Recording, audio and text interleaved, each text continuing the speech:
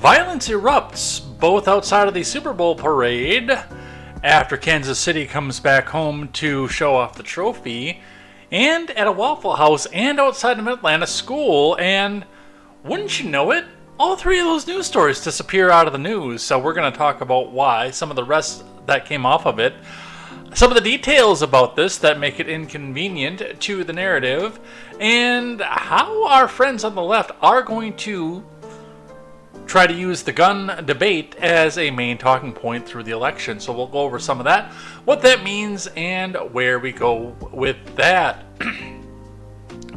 Navalny, one of Putin's fiercest critics, is found dead, possibly murdered, although that's only an allegation at this point. And everybody on the left-wing media has something to say about it, and Trump himself also does come out with it. We'll talk about some of the outrage for this, what it really means for the U.S. race, and what the media wants you to believe it means for the state of U.S. politics. Biden is accused of failing with Houthi strikes over in Yemen, and we'll talk about what's happening with that over there and where we go with that. And Speaker Johnson tells us that possible Biden actions on the border right now amount to election gimmicks. It is going to be all of this and more over here on Contemporary. And hey, we're the monkeys. People like to say we monkey around. I am Jay Edgar, and this is Contemporary.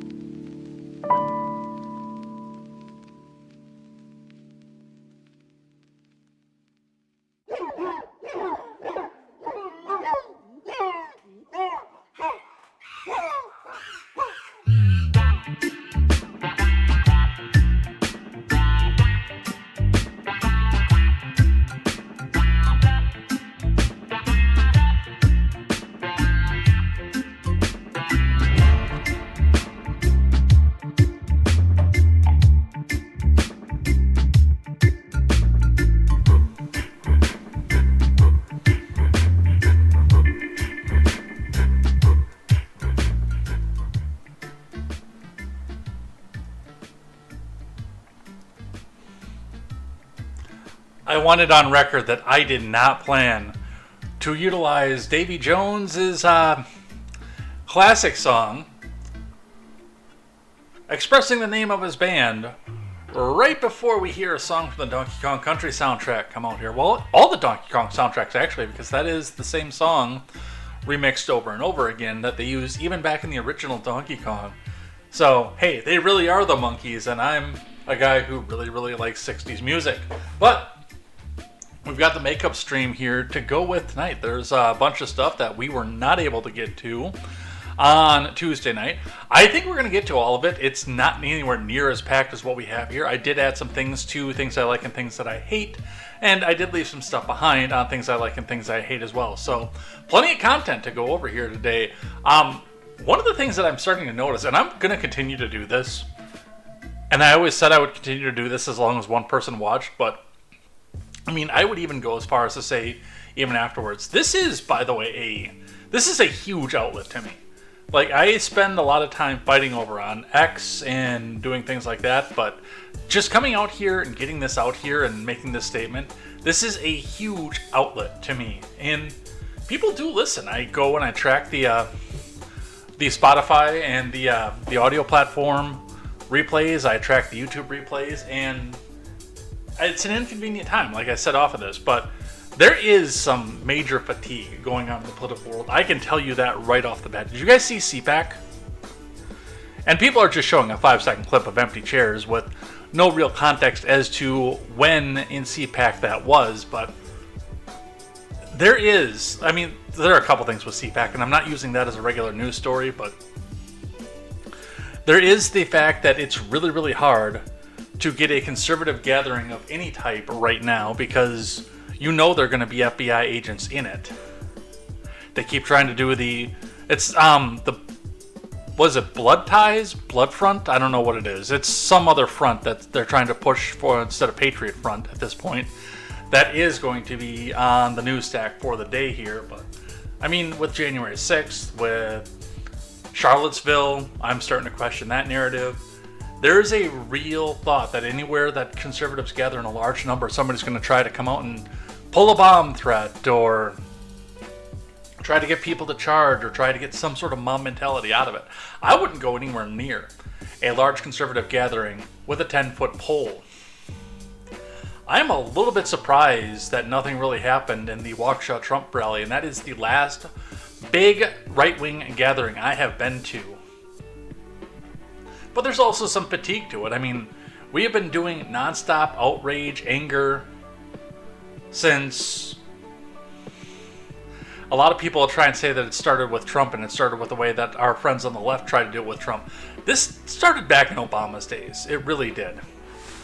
This started probably about the turn of first term to second term Obama, which means that we have been doing this for over 10 years.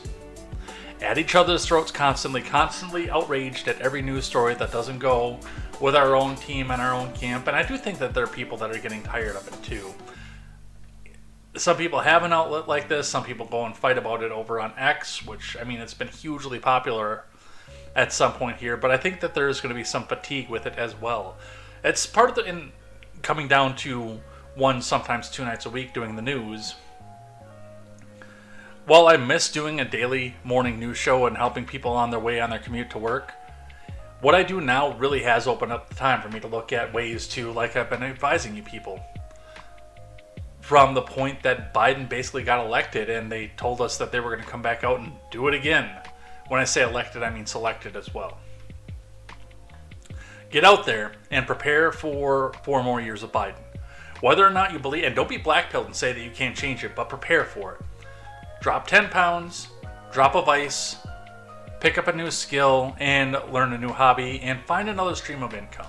It's been something I've been doing with this as well, and I think I can kind of turn this into something else over on the YouTube side, but of course not under this channel because I am so algorithmically demoted over there. It's not going to happen, but I think I can change that into something here. I'm getting some fairly decent reviews on the pictures and the wines, and I do want to start kind of figuring out a setup and making some videos off of that as well. But if I keep filibustering and talking like this, we're never going to get to the news, and we're never going to get finished with that. So let's get the live chat up here. Of course, please do live chat as much as you can. The more chatter you get into the live chats, the more we get promoted to the front page of what we're seeing here. So please do that. If you're lurking or hanging around, get the live chat in there, and let's get started on the news. Before we do, make sure you guys go check out great programming such as Overruled with KTZed or Crimeland with KTZed. We are losing frames. Holy shit. Must be that solar flare activity. I am so glad I'm recording this off to the side. I didn't look at it. I looked over at the Rumble stream when I brought it back up and just saw how choppy it is. Don't worry, when you see the YouTube replay and you get the audio platform, you are not going to get whatever it was that was going off of that. And I don't know how bad the audio was, so I apologize to that as well. We'll get this back up and replay it off of that. And let's get into the news. Overruled with KTZed, go check that out. And go check out the Daily Ignoramus with Stephen Ignoramus as well. A lot of fun, a lot of comedy, and really, really a great guy. It's kind of sad that he was off today. But anyway, let's get into it. Let's get started. The live chat up here. Let's see what you guys are going to say today. Vong is up here. Lots of buffering. Yeah. I looked over. I pulled up the Rumble stream. And I just saw how choppy the video. Because I don't have audio for the stream feeding through here. Because otherwise you'd hear it back through there. Anything I hear through here, you can hear off the background. So I don't have an audio monitor for my voice. But I saw the chop. And I was like, holy shit. And then I looked over at the monitor on OBS over here and like, oh, the signal is down into the red. I'm dropping frames left and right. Don't worry, that'll be all cleared up in the replay. Let's get into it. Let's get started. We are going to, first news story, revisit the Trump story for one article. I'm just going to put this one in here. The majority of the Trump news that we're going to talk about again, when it comes to his fines and everything else, we will reserve until Tuesday. But Letitia James does have one announcement that she wants to bring up with this one, and that is the fact that New York AG says she may seize Trump's assets if he can't pay the $354 million fine, which, if you listen to our beanie-wearing friend out there, who I still say is paid vice, but if you listen to him, he's come up with the conspiracy theory about what's going to happen with that, and it's the fact that they're going to go back and value the Trump Tower at like $5 million, and then seize it and say, okay, well, there's $5 million, you still have to pay $350 million for the rest of this. And then they'll call the Mar-a-Lago worth $3,000, and they'll seize that and say, okay, well, there's $3,000 off your bill, you still have to go pay everything off. Because they're using the excuse that he overvalued everything for favorable loan purposes, they're going to come back out and undervalue it. Somebody on X was arguing with some left-wing people, and I jumped into the fray a little bit, and I suggested the fact that, I did my liberal impression. I said, Rachel Maddow told me on MSNBC that the Mar-a-Lago, it's really only worth $3,000. And the guy made the perfect suggestion. And he says, well, if what they're saying is true and all these things are so undervalued, then we should go out and make an offer for some of these properties for like just some ridiculously low amount, like $5,000. And if we get laughed at, take Letitia James to the Supreme Court for swearing that all these properties were undervalued. Wouldn't you love to get Palm Beach beachfront property for $5,000? Or have the chance to sue a New York Attorney General because you're not allowed to put in an offer like that? I don't know. That'd be fun. Rebecca Falconer over at Axios reporting. AG James said she's ready to seize former President Trump's buildings and other assets if he can't pay the penalty imposed on him and his companies in the state's civil fraud case. What she's saying, if he doesn't have the funds to pay off the judgment, then we will seek judgment enforcement mechanisms in court, and we will ask the judge to seize his assets, James told ABC News on Tuesday. We are prepared to make sure the judgment is paid to the New Yorkers, and yes, I look at 40 Wall Street each day and every day, added James, in reference to the Lower Manhattan property that's also known as the Trump Tower. Arthur Engoron ordered last Friday Trump and his companies and fellow defendants pay nearly $364 million in total in the civil fraud trial over his business practices. His representatives did not immediately respond to Axios' request for comment, but Trump at a Fox News town hall later Tuesday called for civil fraud judgment a form of Navalny and a form of communism to fascism, and that, by the way, we're going to touch on Tuesday. The majority of the Trump news that's where that's going to land, is this coming Tuesday. But with this being said, I mean, half a Trump Tower just selling out and cashing in on the business property there is going to be enough to net you the $364 million dollars, not to mention the $4 billion with a B dollar windfall that the Donald just got off Truth Social. Now, that is tied up, by the way, and he can't run out and sell that right away. And they're saying that he has to have the payment in like 25 days. And he has to at least partially pay or put X amount of dollars down in order to go back and file an appeal. There are all sorts of ridiculous rules and laws that go with this. But I think that they are looking to get these buildings and then try to sell them back at a profit. And again, there's no victim. Letitia James is trying to say, I'm trying to get this money for the people of New York. For what? For what exactly are you trying to get this money for the people for New York for? There was no victim in this crime. Everybody got paid back in full, by the way, for all the loans. Not one payment is missed. There is no problem with these business practices. And this is coming from somebody who doesn't agree with the fact that big Wall Street people do this. But everybody got paid back and there was no victim in any of this. And you know that they are not just going to take this and distribute this among everybody in the state of New York. that's what Letitia James would like you to believe that's going to happen, but that's not what's going to happen, and you know it. You know it full well. That's not what's going to happen. But we're going to talk more about this on Tuesday. We're going to talk instead about what we couldn't get to on Friday, or Tuesday rather, starting with the title card. A series of shootings that were supposed to be big news. I mean, if you read from Lori Loves Molly over on X with the blue check, this was supposed to be the biggest news story in ever. Not only was it shooting, but it was shooting 6 years to the day after Parkland, in a time where we are not even safe at a Super Bowl parade. What are we doing? What are we doing as a nation? When's the last time you heard about this shooting other than today? Seriously, I'll pose the question out there. After the arrest was made, who are the people that are talking about the story other than right-wingers? CNN's not talking about it. MSDNC won't touch it with a 10-foot pole. Axios has nothing to say about any of this. They got their initial articles in, and then it was gone. Because, you know, it might not quite fit the narrative here. Let's watch the video that's attached to this.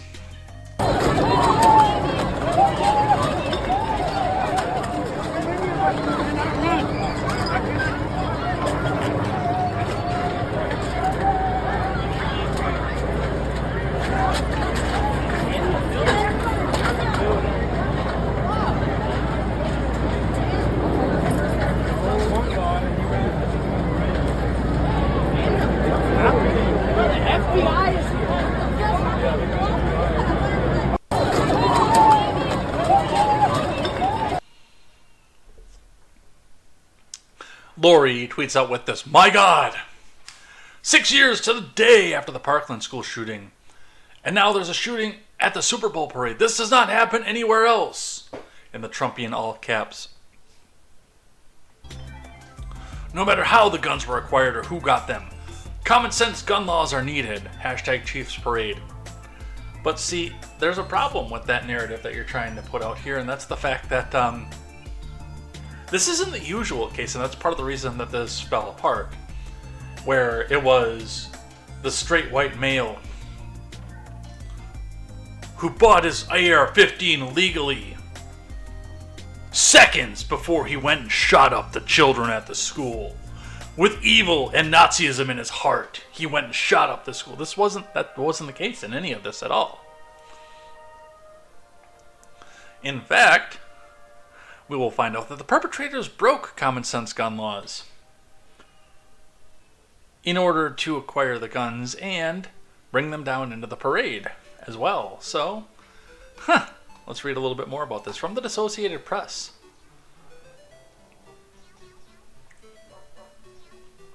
Two juveniles charged in mass shooting at the Kansas City Chiefs Super Bowl parade. Nick Ingram, Scott McFetridge, and Jim Salter reporting. Now, we're not going to get names off of this, and it was probably a really big problem that we got pictures off of this, but these are minors, which by federal and most state laws means that their details cannot be released through a regular mainstream media outlet. The independent media does not have such rules, of course. Two juveniles were charged with crimes connected to the mass shooting at the Kansas City Chiefs Super Bowl rally, authorities said on Friday, as the city tried to recover in the aftermath of the violence. A news release from the Jackson County Family Court said juveniles are being detained in the county's juvenile detention center on gun-related and resisting arrest charges. Additional charges are expected as the investigation continues. No further information was released. Defendants aged 17 and under in Missouri are typically adjudicated through the juvenile system, which is far more private than the system for adults. Names of the accused are not released, nor are police documents such as probable cause statements, because they are minors. In cases involving serious crimes, such as murder, juveniles as young as 12 can be certified for trial as adults, although their details, and the Associated Press is not putting this in there, but their details are typically also not released to the public. said Lynn Urban, a professor who chairs the Criminal Justice and Criminology Department at the University of Central Missouri. Federal law prohibits the death penalty for anyone under the age of 18 at the time of the crime. Police initially detained 3 juveniles, but released one who they determined wasn't involved in the shooting. Police are looking for others who may have been involved and are calling for witnesses, victims, and people with cell phone video of the violence to call a dedicated hotline, but dear God, do not release it to the public because, hey, this does not fit the narrative. Meanwhile, the denizens of Kansas City are turning to religious gatherings, vigils, and counseling to try to cope with the horror of what happened. A mother and popular DJ died in the burst of gunfire Wednesday as the parade and rally were concluding, and 22 others, more than half of the children, were injured by Friday. 2 people remained in critical condition and 1 was in serious condition. Most of the injured children were out of the hospital and expected to recover. But won't you think of the children? The emotional recovery is only beginning. In a community horrified that 2 juveniles could cause such trauma. Police believe a dispute between several people led to the shooting. That is translation, by the way, to gang shooting. The slain woman was identified by radio station KKFI-FM as Lisa Lopez Galvin, host of Taste of Tejano on Friday. A family friend, Katrina Rojas Vincent, said she could feel Lopez Galvin's presence as she stood near the shooting site. So, again, a lot of care to make sure that you don't know who perpetrated this shooting, which, I mean, it's for obvious reasons. Number 1, minor. Number 2, does not fit the narrative. That pesky thing that they have there.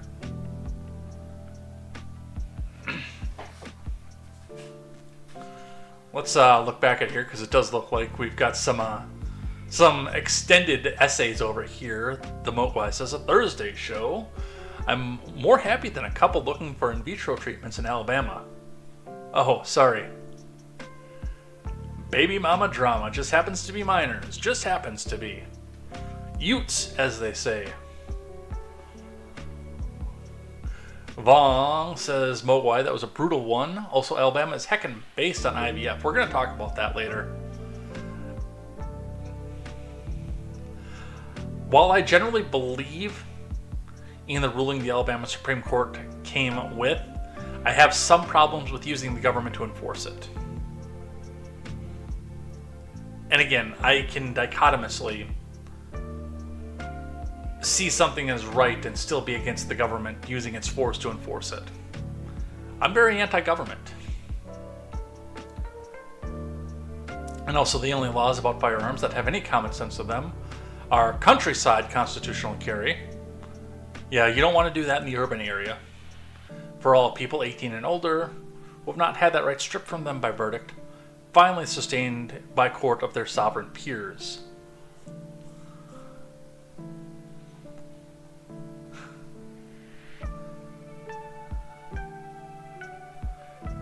They got you on caps for that? I can still see that over here, even if Twitch took it down. That should not have gone in, especially with the opposite like that. This Nightbot is becoming more problem than it's worth. Holy shit. But yes, the Utes.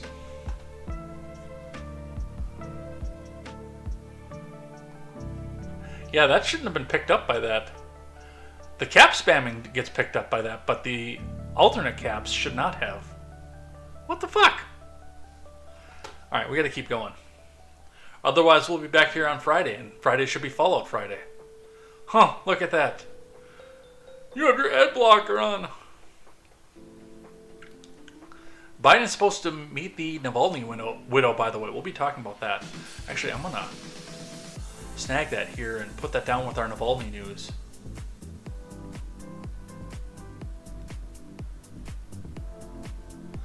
We'll put that... Not that one, this one. There's a Lindsey Graham article for you, Mogwai. We'll put that right down here with this one. But first, we gotta come back to this. Felon arrested for allegedly pocketing gun after Kansas City Chiefs parade shooting was just trying to help. A friend insists, well, if you are felony convicted, just like Vong had just pointed out, then I'm sorry, the law still applies to you. I understand that you were trying to help, even if you had the best of intentions.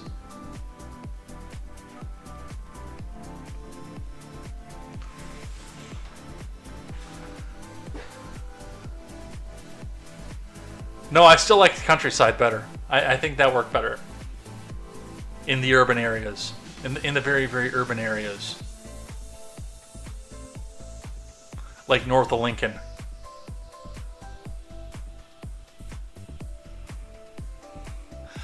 Deirdre Bardolph. A third person arrested in the aftermath of the deadly Kansas City Chiefs Super Bowl parade shooting allegedly pocketed a gun dropped by one of the suspects, but he and family and friends claim he was just trying to help. Jose Castillo, who was celebrating the team's win in the landmark Union Station, allegedly picked up a Glock 22 from the ground on his way back from the restroom after the gunfire broke out. A witness said it was dropped by one of the shooting suspects, according to KCTV.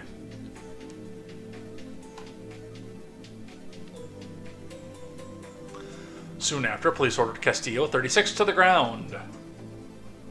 He tossed the gun aside and was arrested and charged with unlawful possession. Police noted he reeked of alcohol, was slurring his words, and had bloodshot eyes, according to reports. Castillo, a convicted felon who isn't being connected to the mass shooting, said he thought an officer had dropped the gun and he planned to turn it over to police, according to court documents. Still, man, like the Mogwai said, no good deed goes unpunished. Yeah, what if a kid would have found a gun? Or a Biden, for that matter.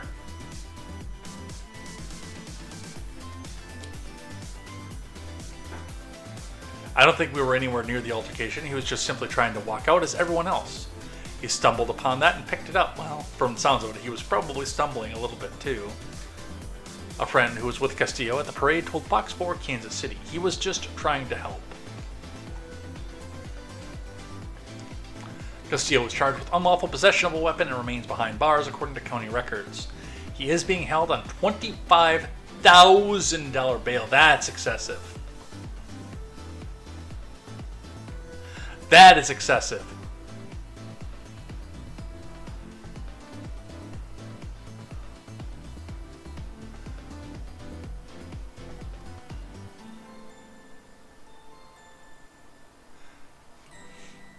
A gunshot residue test was taken on Castillo's hands, Fox 4 reported, but the Jackson County Prosecutor's Office declined to share the results of the test. I wonder why, because they might find the fact that $25,000 is excessive for something like this.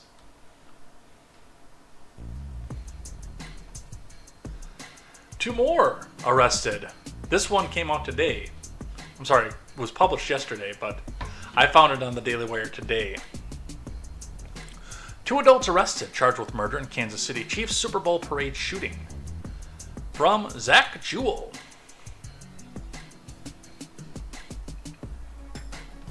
Two adult males have been arrested and charged with murder in last week's Kansas City parade shooting, where one person was killed and 22 others were injured, Missouri prosecutors said on Tuesday. Each of the adults, who will not be named per Daily Wire policy, is charged with second-degree murder, 2 counts of armed criminal action, and unlawful use of a weapon, according to Jackson County Prosecutor John Peters Baker. ABC News reported. Baker said that the 43-year-old mother, Lisa Lopez Galvin, was killed by a bullet fired by one of the adults who was charged. The murder charges come after authorities charged 2 juveniles with gun-related and resisting arrest charges last week. Baker said there appeared to be a verbal argument at the parade, and the argument very quickly escalated, with one of the adult suspects pulling out a firearm, and almost immediately the others pulled their firearms. The male suspects are in the hospital after sustaining injuries in the shooting and are being held on a $1 million bond. One of the defendants was charged Saturday, and the second was charged Monday night. Both charges were unsealed by a court on Tuesday. The prosecutor didn't detail if there is any relationship between the adults and the juveniles charged in the connection with the deadly shooting, Both the juveniles remain unidentified. Now, this is going to be something where I'm going to say that the majority of us know that there is a relationship between the adults and the juveniles at some point or another. This was gang violence. They were either bitter enemies, or it was one adult and then a protege on either side. But regardless, yes, there was a relationship there. I am a little bit appalled at this point, though, by the Daily Wire policy, because I don't know that this fits. What I mean when I say that is typically, and what the Daily Wire policy is when there's a mass shooting with intent to be a mass shooting, then they won't name the perpetrator because the perpetrator is going out and looking for fame by committing this mass shooting. That does not appear to be the case of what happened here by any stretch of the imagination. Instead, it does appear what we're seeing here is a big fight broke out between gang members who were carrying where they weren't supposed to be, and two of them being underage to do so, not members of the militia, on top of everything else, turned this into a run and a panic and people just shooting willy-fucking-nilly at each other. And I'm a little bit disappointed by The Wire for doing so. But, hey, we've got some racisms too. Fox News reporting Kansas City mayor accuses governor of racial dog whistle for calling Super Bowl parade shooters thugs. I mean, he could have said gangbangers, and it probably would have been accurate. Anders Hagstrom reporting Kansas City Mayor Quentin Lucas accused Missouri Governor Mike Parson of using a racial dog whistle when referring to the suspected shooters at the Kansas City Chiefs Super Bowl parade as thugs. Hey, I have a question. Somebody? Anybody? Oh wait, no, this is my show. I can call on myself. Why is it that only Democrats can hear the dog whistle and nobody else seems to be able to? Has anybody noticed that other than me?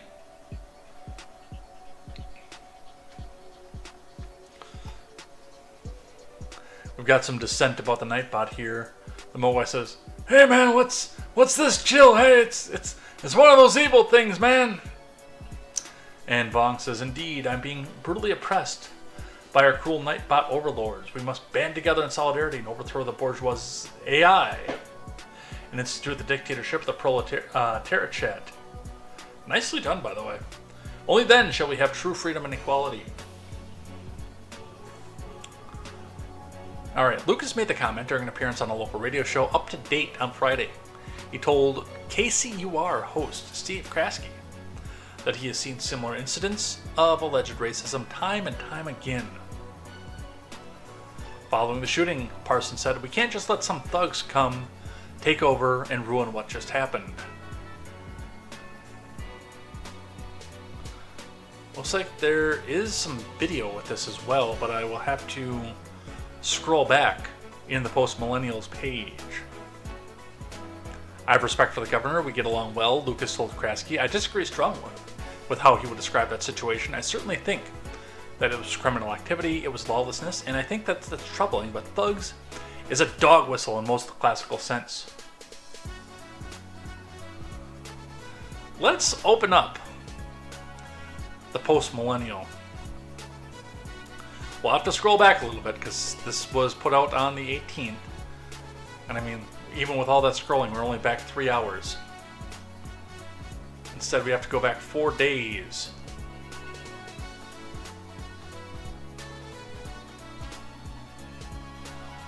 But we can make that happen. Hey look, there's Vice News. Why is Kirk Cameron on Vice News?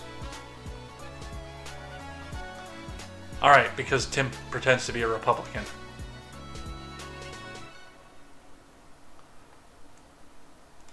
There's a girl in a swimsuit. Vong, don't look. Cover your eyes, man! Come on. Come on, we still got 2 more days to go here. Jeez. Hey, there's AOC with the ash cross on her head. Speaking of things that rhyme with Batholic.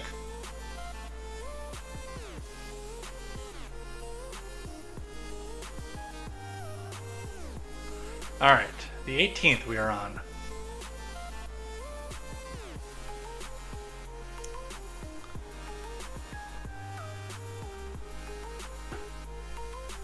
Da-da-da, da-da-da. I know, this is thrilling. Part of the problem with having to archive everything.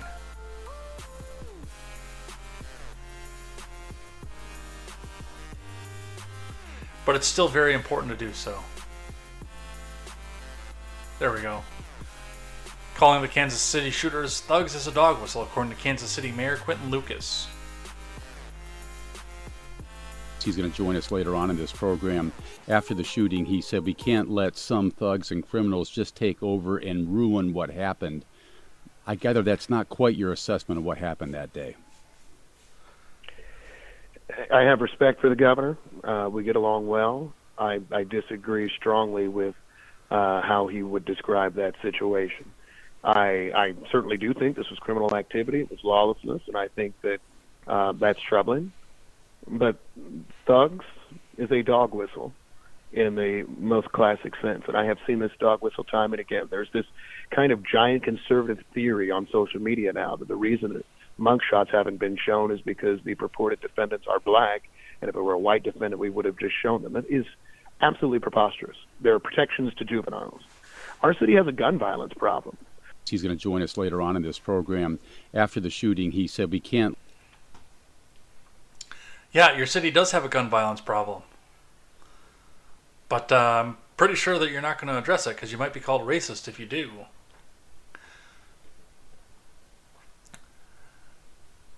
And again, I don't look at this as a dog whistle. I've called white people thugs before. I've been called a thug before. Although I was named honorary black too at one point. When I was I was 19, I'm sorry. When I was 19, I got named honorary black.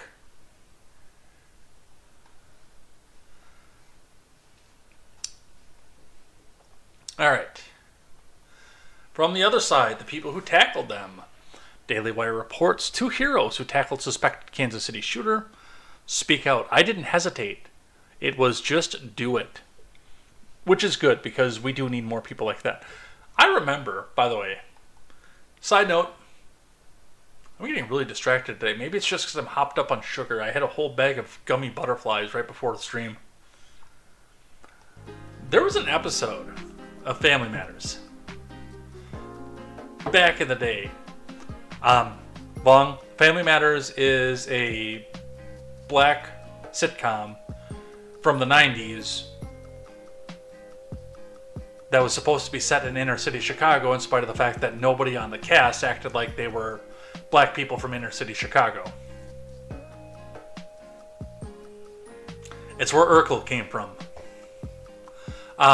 There was an episode, it was one of the later episodes where 2 of the lead characters, Steve and Laura, were in the building when a bank robbery happened, and Steve daydreamed that he was going to get up and kick the robbers down and kick the gun out of their hands, kick them down and everything else, and then he actually got up to try to do so, and he was told to sit back down and shut up, and he did, obviously, because it was a 90s sitcom, and well, he was told he was doing the right thing because he stood down and didn't stand his ground. Now, yes, you are likely, when somebody has a gun, to meet your end doing so. And I will not advise you to do anything that causes you harm. But you should also not be demonized if you do jump into the fray. You should be, as the Daily Wire calls you, a hero.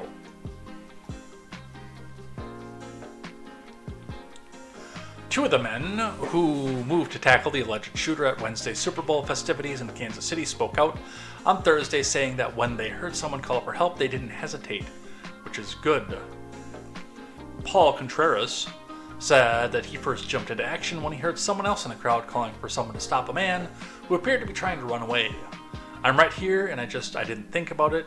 A reaction, I didn't hesitate. It was just do it. So I went to go tackle him, and other gentlemen did the same thing. With the caption on the video, give this great American a Super Bowl ring. Which, by the way, I'm not opposed to. One guy was hollering and saying, stop him, or catch him, tackle him, whatever. And by the way, that's on the embedded video that is not coming through my speaker. Yes, they only have one channel of video. The monitor even shows it's only the right channel. Right channel. And he's just bailing running. And out of nowhere, I heard that guy hollering, so I'm just like, okay, well, I'm right here. And I didn't even think about it. It just a reaction. I didn't hesitate. It was just do it. So I went to go tackle him, and another gentleman did the same thing. And as I'm tackling him, I see his weapon either fall out of his hand or out of his sleeve, because he was wearing a long jacket, or like a Carhartt. So when I seen that hit the ground, I'm like, oh, we got to take this guy down. And so, like I said, I did, and another good Samaritan did, and we held him down. And it seemed like forever, but it probably wasn't. It was like 30 seconds holding him down, and me and the other gentleman are hollering at ongoers, where's the cops? Get the cops over here, get the cops over here, we got them. I can see a situation where 30 seconds feels like forever too. I mean, you get on a pissed off bull and you want to see how long 8 seconds feels.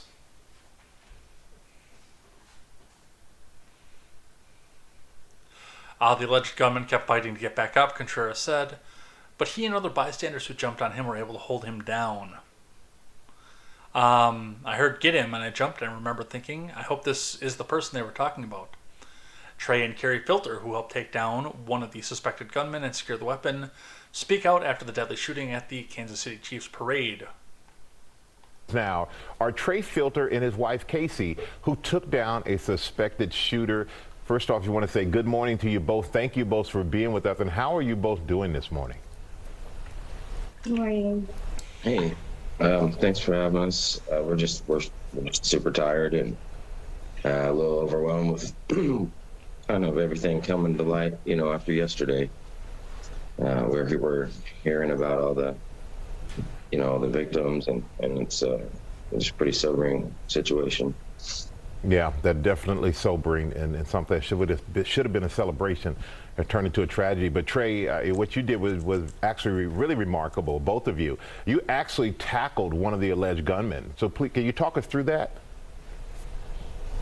Well, it was quite a. There was a lot of commotion. I could definitely tell that someone was being chased. Couldn't see much. I heard that get him. I saw a flash next to me, and I remember I jumped and remember thinking, I hope this is the food they were talking about. So me and that gentleman got pretty. We were pretty elated once we knew we had him, and they started yelling that there's a gun. So we were pretty steadfast in holding him down there, and just trying to take care of our butts there. And so your instincts basically kicked in, and Casey, you secured the gun. What was your first thought when you saw the gun on the ground? Just to get it away from what was happening. And that was just my first thought. I didn't really think about much else. It was heavy. At first, I actually thought it looked like a toy, but then once I picked it up, I quickly realized it definitely was not. Yeah, well, one of the things to keep in mind with that is the fact that so many of the toys actually do look really realistic. All right, so that is Kansas City, and of course, no pictures or videos on mainstream media outlets of the suspects You can find them on X, and you can find them in my Discord, but, weird. Nothing on CNN, nothing on MSNBC or regular NBC, or anything else like that. Nothing on Axios. It's weird, and the Daily Wire with their asinine, "We have a policy about naming mass shooters," where they won't show the face either. But that's what we have here. In a headline that should surprise absolutely zero people. We'll open this one up and I'll go check live chat. 1 dead, 5 others injured in early morning shooting at Indianapolis Waffle House. Otherwise known as your average Tuesday.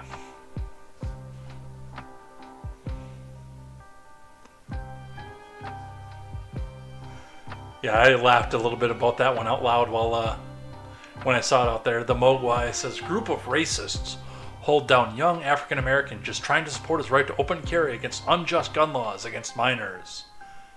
Quote from MSNBC.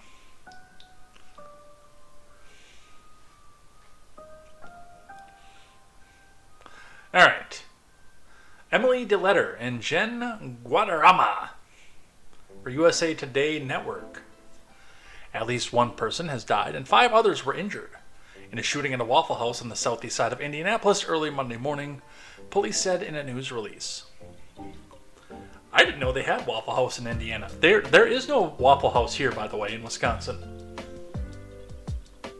Which, after finally having eaten at one the last time I was in Georgia, I actually think that's a crying shame. I would love to eat at a Waffle House again, locally, and have that great amount of culture. Right smack dab in the middle of Madison. Which is the last place they would ever put one, but... the Indianapolis Metropolitan Police was dispatched to the Waffle House on South Lyndhurst around 12:30 a.m. and found 5 people with gunshot wounds.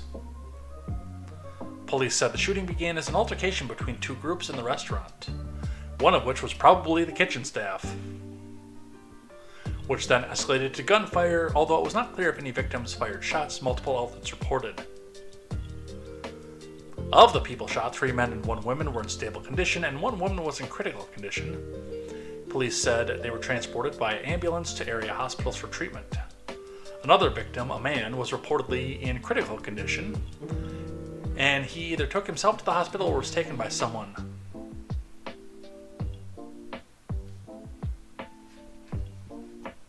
Police said the woman in critical condition died at the hospital at the Marion County Coroner's Office. Will release her name once her next of kin have been notified. Police told Fox 59 1 handgun was recovered, which is part of the reason, by the way, that we are not seeing this in major media outlets, because it's not the scary AR-15. And also, there's a really, really, really good chance that this doesn't fit the narrative otherwise. And since this is on YouTube and Twitch, I can't say any more than that.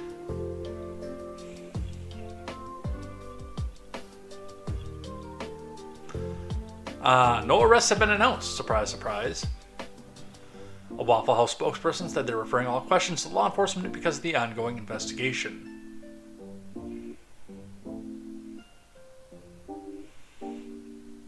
Weird, we didn't get that one either in the mainstream news. The Mogwai says, have you been to a Waffle House after midnight? I would go jogging in Detroit and feel safer. I don't care if it's a Waffle House in a Vatican City. Shit is dangerous. No, what was it? Seawall, are you here? If Seawall is here, he can probably remember. I think it was like 10 o'clock in the morning. Because Seawall was with me when I went.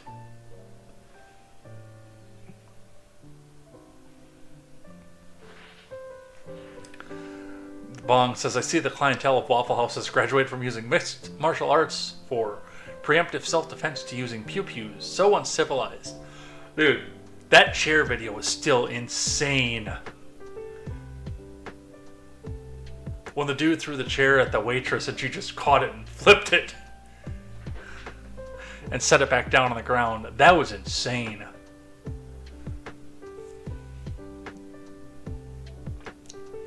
The Mogwai says the cockroaches don't even feel safe. Why? They can survive a nuclear blast. And Vaughn says the only Waffle House I would go to is one in Hungary. Dude, if you go in the middle of the day, number one, carry. Number two, you should, stress this, should be fine. And it is really good food. I will come right out and say that I enjoyed the meal that I got.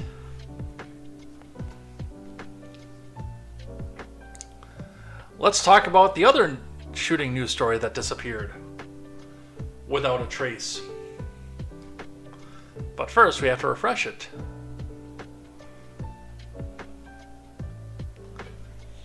I forgot I shut down my Google Chrome for Final Fantasy X. Because this is Windows 10, and all you have to do is run one tab in Google Chrome, and it will eat up every little bit of memory that you have. 4 students shot outside Atlanta High School.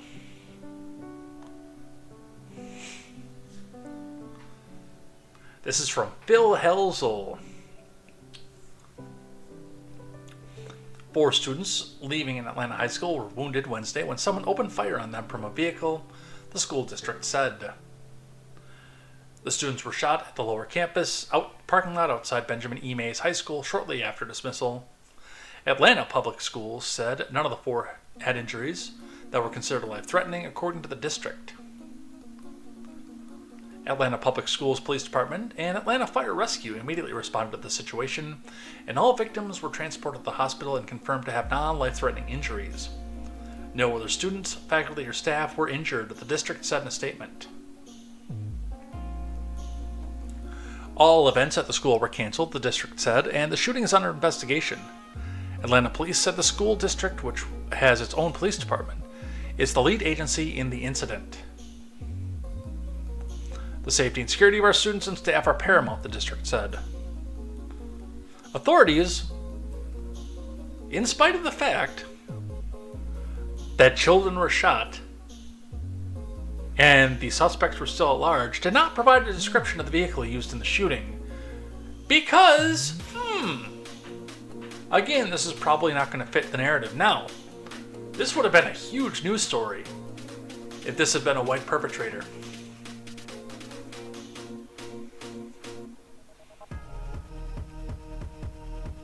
But I've got some suspicions that that was not the case in any of this. We do have a warrant issued for it, though. Arrest warrant is issued for suspect in Atlanta's Mays High School shooting.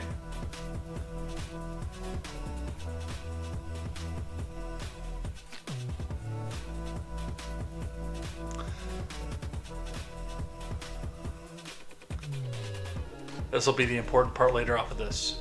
But we'll start from the top. An arrest warrant has been issued in connection to the shooting last week at Benjamin E. Mays High School in southwest Atlanta. According to Chief Ron Applin, the possible shooter is a student at the school. Applin said police reviewed a lot of video and information from eyewitnesses and were able to put together enough to get warrants for the person they believe is responsible. The student, who has not been arrested at this time, is facing 4 counts of aggravated assault, 1 count of possession of a firearm by a minor, and 1 count of possession of a firearm on school grounds. This, by the way, is part of the reason that this is not being released, because he didn't go out to the gun store and get his background check waived and legally buy his AR-15.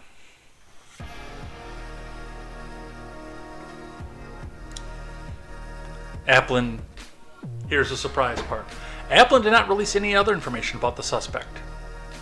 He did indicate the police have spoken to the suspect's mother. So, suspect at large, no idea where to find him, no APB out anywhere, and no description of the suspect.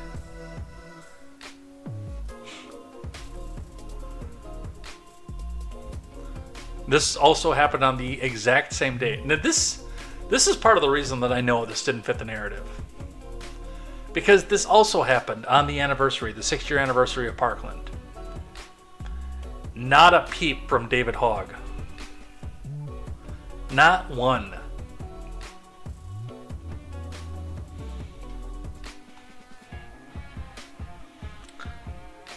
The Mogwai says a shooting at Atlanta High School must be a day that ends in Y.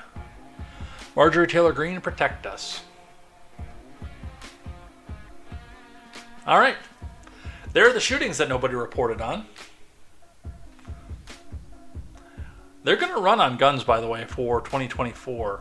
They just have to get a shooting that wasn't perpetrated by a protected class. Let's talk Navalny.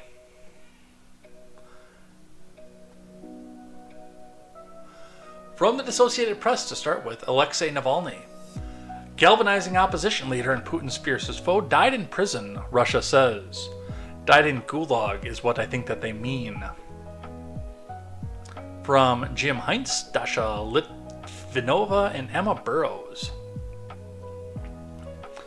Alexei Navalny, who crusaded against official corruption and staged massive anti-Kremlin protests as President Putin's fiercest foe, died Friday in the Arctic penal colony where he was serving a 19-year sentence.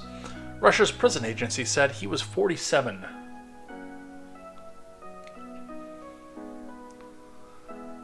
The stunning news, less than a month before an election that will give Putin another 6 years in power, brought renewed criticism and outrage from world leaders toward the Russian president, who has suppressed his opposition at home.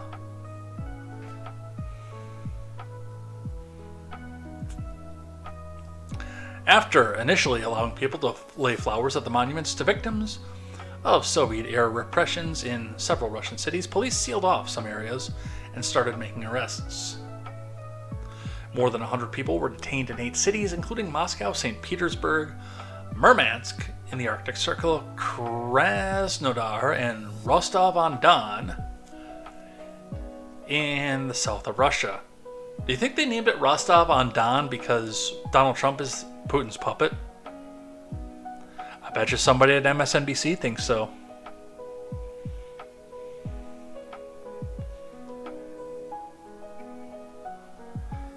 According to the OVD info monitoring group, shouts of shame were heard as Moscow police rounded up more than a dozen people, including one with a sign reading "Killer" near a memorial to political prisoners, the group said. I love, by the way, because Putin man bad. That's the official narrative that we have here. I love how so many people are saying that it's wrong to go and arrest the protesters. Meanwhile, Biden took a Viagra as he watched Putin arrest his political dissent. And 40 minutes later, once he finally got fucking hard, he started beating it furiously to the idea of, hey man, I can do that to MAGA over here, man. Come on, man. Oh, yeah.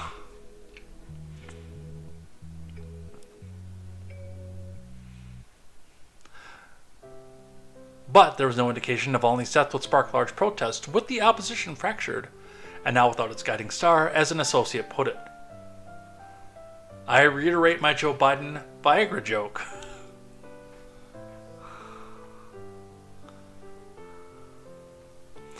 Russia's Federal Penitentiary Service reported Navalny felt sick after a walk Friday and lost consciousness at the penal colony in the town of Karp, in the Yamalo-Nenets region, about 1,900 kilometers, or 1,200 miles if you don't speak in communist numbers, northeast of Moscow. An ambulance arrived, but he couldn't be revived. Well, yeah, polonium will do that to you.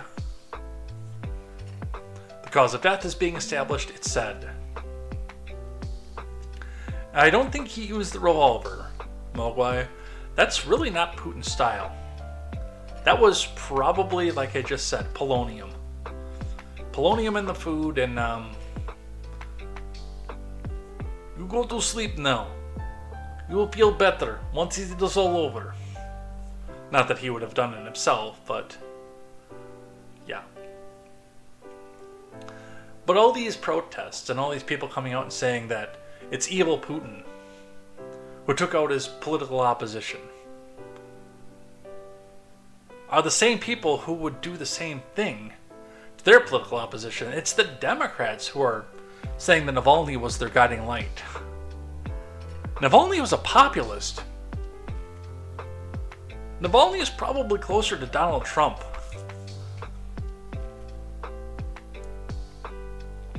than he was to being the Democrats' guiding star. But anybody who stands against Putin, no matter how much Putin is like them, has got to be their hero for whatever reason.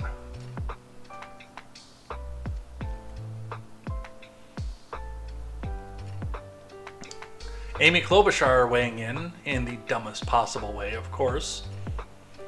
Michael Tracy X is out. Senator Klobuchar of my neighboring state of Minnesota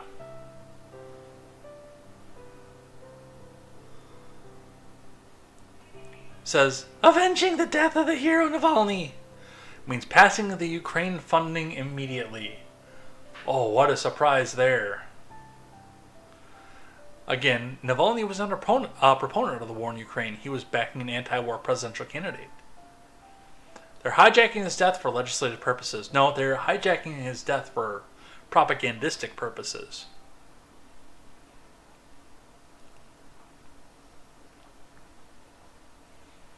Our job right now, if you talk about avenging the death of the hero Navalny, if you talk about anything for our democracy and actually for our economic partners across the world, it is to get this security package over the line. And so extreme Republicans are stopping it right now. The president's standing up for it. The Senate is standing up. 22 Republicans in the U.S. Senate voted for it, including the lead. Can that woman talk without shaking like a chihuahua, by the way? Republicans on armed services and foreign relations. It's time for them to get the job done. Our job right now, if you talk... No, your little bill over there has absolutely nothing to do with Navalny's death.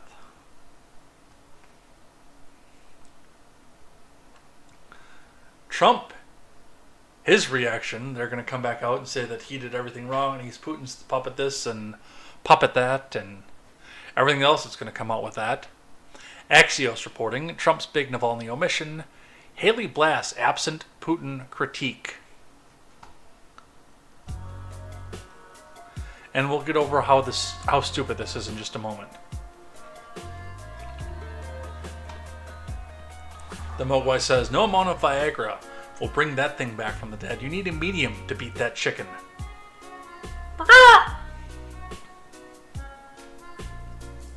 April Rubin and Ivana Sarik reporting.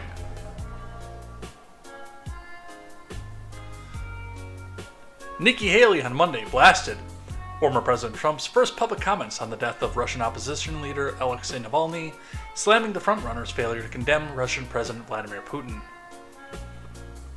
Trump's comments have renewed scrutiny from establishment Republicans on his foreign policy views, while highlighting the deepening ideological fault lines within the GOP when it comes to Russia. His reaction to Navalny's death was also intensified fears among Democrats and some Republicans of how a second Trump term could undermine the U.S. role in Western alliances. Oh, fucking spare me.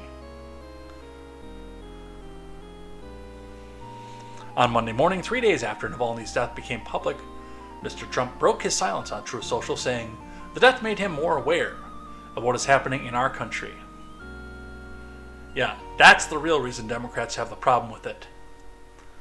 Because of the lawfare that's being used against him. And that's not sarcasm either. That's probably a big part of the reason why. Maybe it's somewhere over the rainbow. It is a slow, steady progression with crooked, radical left politicians, prosecutors, and judges leading us down the path to destruction. It's the worst kind of destruction.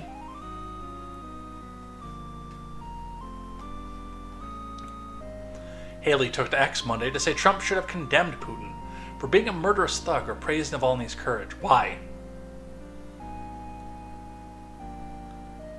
The Donald, by the way, hopes to get both of these men in a room next February Zelensky and Putin, not Zelensky and, or I'm sorry, not Putin and Navalny, Zelensky and Putin, both in a room to try to figure out what we can do to get this war to stop. Why the hell would he insult one side?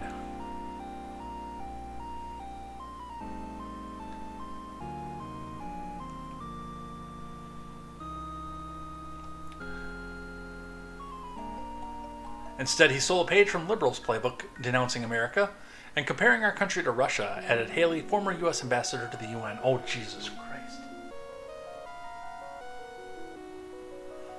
Wow. I have no words for that.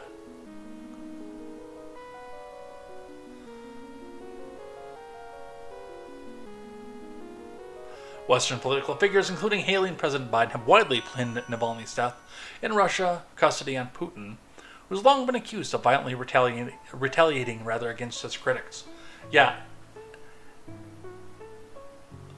Bacteria on Mars with a long enough telescope know that Putin killed Navalny. That's not the point.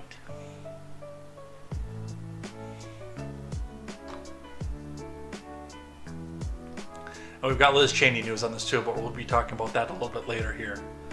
So, yeah. Oh, there's the next one right there. We'll do Cheney, we'll do Biden, and we'll do Lindsey Graham. CNN Politics reports Cheney warns of Republican Party Putin wing after Navalny death.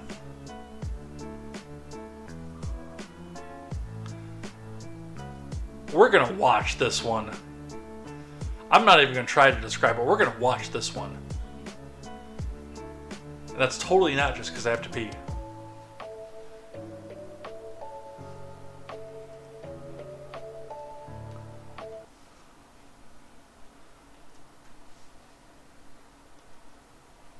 Donald Trump has not responded directly at all to Navalny's death. Last night he was attacking prosecutors at his rally in Michigan. He's posted dozens of times on his Truth Social media app calling Biden an incompetent president, so it's not as though he hasn't been speaking.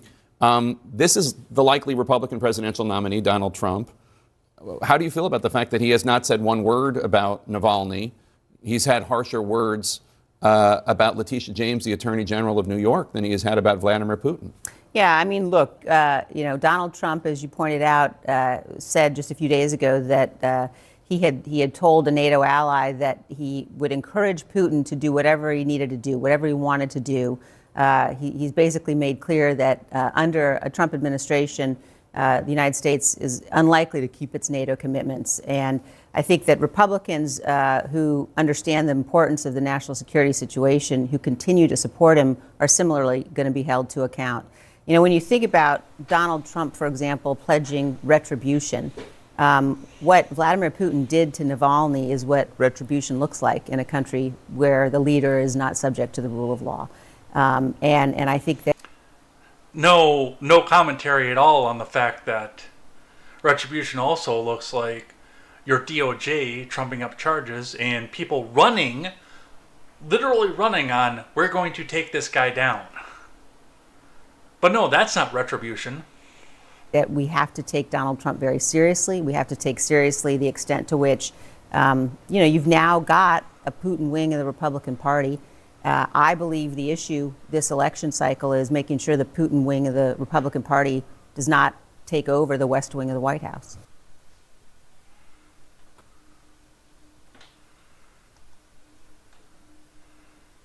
By the way, I'm going to have to notate that for Tuesday. We've got a March 1st deadline to fund the government. Come on, government shutdown. Although I do have some of that in things I like.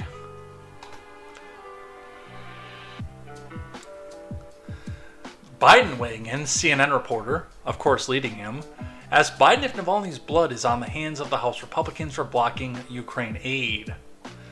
Joseph A. Wolfson reporting.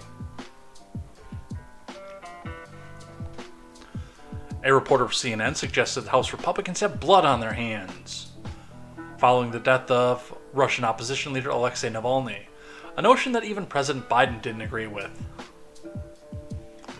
While taking questions from reporters on Monday, Biden was confronted by CNN correspondent MJ Lee, who insinuated that GOP lawmakers bear responsibility for Navalny's death, although I don't fucking know how. For not greenlighting more aid to Ukraine. One of these things is not like the other. Fucking morons. Mr. President, would you go as far to say that Navalny's blood is on the hands of House Republicans right now? I wouldn't use that term, man. But they're making a big mistake. Come on, for not responding, man. Just look, fat. The way they're walking away from the threat of Russia. The way they're walking away from NATO. Both of which are false, by the way. The way they're just walking away from meeting our the thing, man. It's just stunning. I mean, for a while, you know. Biden added. Lee then asked whether he believed Navalny's death will nudge Republicans towards passing Ukraine aid, to which Biden expressed hope as well as doubt that anything would change. Why would it? Again, it has nothing to do with it. One of these things is not connected to the other. And the quicker people understand that, the better off we are going to be.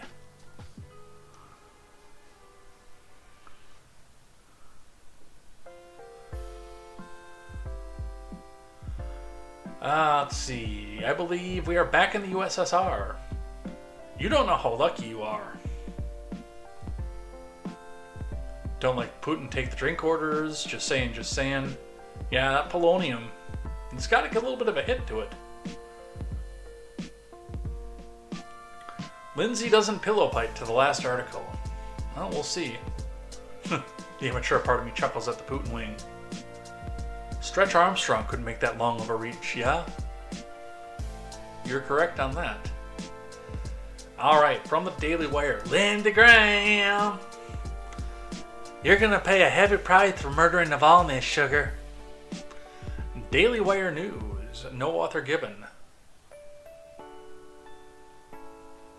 Is this cued? I don't think this is gonna be cued. Congress is on a 2-week... No, but that guy sounds a little bit fruitier than even Lindsey Graham does.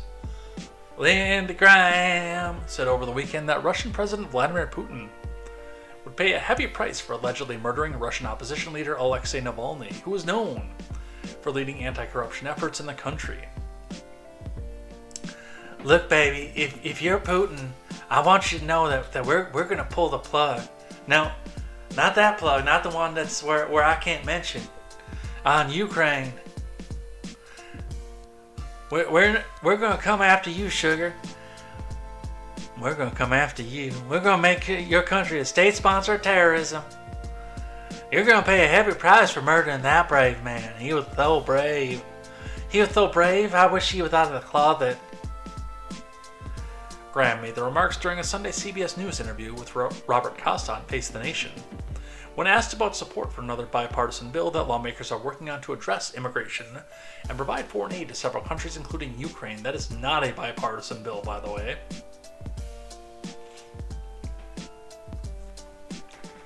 Look, baby, I spoke to President Trump earlier in the week about making the aid to Ukraine alone. And this was his idea, not mine. You know, we did lend lease to Britain. We're $34 trillion in debt. Ukraine has minerals. A lot of resources. They got good vitamins and minerals. Look how strong those strapping young boys are. They've been hurt badly by October the 7th.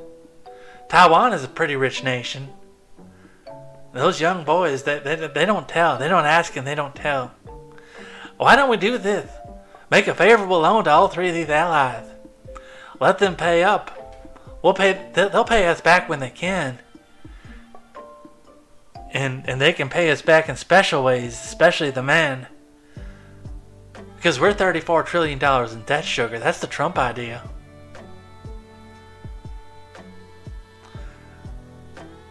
That is a man who's ready for us to go to war. And also probably ready to be taken as a war bride. Let's keep going. Navalny's widow says Russia is hiding his body, refusing to give it to his mother. Well, like I said earlier, the polonium has to dissipate. They're eventually going to get it.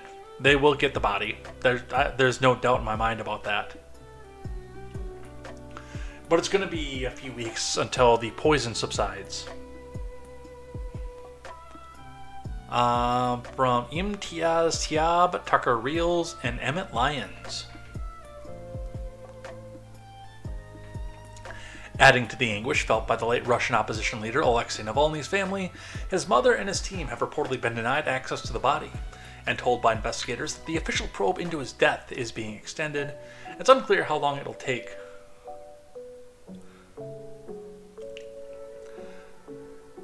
They are cowardly and meanly hiding body, refusing to give to mother. Yulia Navalnaya, the widow of the fierce Kremlin critic, said in a video statement 4 days after Russian prison authorities announced his death in prison, which they attributed to sudden death syndrome. Yeah, it's weird how you get close to polonium and then you have that. Navalnaya, who lives in exile outside Russia, accused the authorities of lying miserably while waiting for a trace of another Putin Novichok to disappear, referring to a poison allegedly used by Russian security services in at least one previously politically motivated assassination attempt. Navalnaya urged Russians to share not only grief and endless pain that has enveloped and gripped, but also rage. She vowed to continue with her husband's mission to reveal Putin's alleged misdeeds and end his long reign of power over Russia.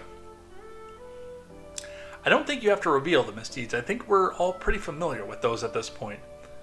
And end his long reign on power? God fucking speed, because I think it's going to end, but I think it's going to end when he's in the grave.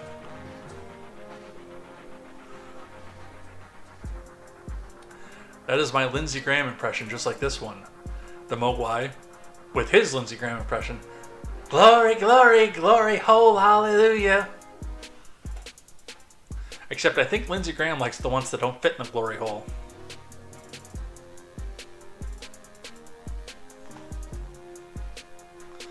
Alright, what else do we have? Biden, making this political of course, Biden meets Alexei Navalny's daughter, and widow Yulia calls her Yolanda afterwards.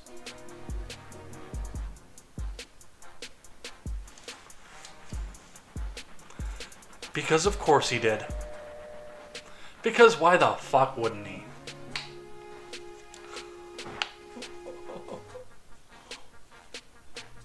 Samuel Chamberlain and Steve Nelson.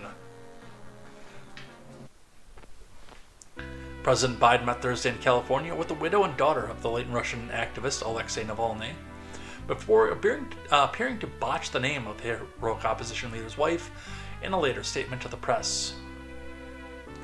I hope he didn't do it in front of her. Biden's meeting with Yulia Navalnaya and the couple's daughter, Dasha Navalnaya, offered the first confirmation of Yulia's whereabouts 6 days after the announcement of Alexei's death in an Arctic prison.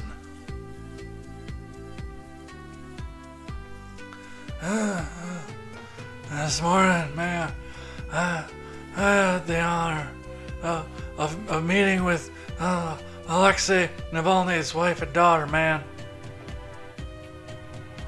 Look at that photo right there, by the way. You can just hear the wheels turning in the old man's mind. Oh man, she smells good.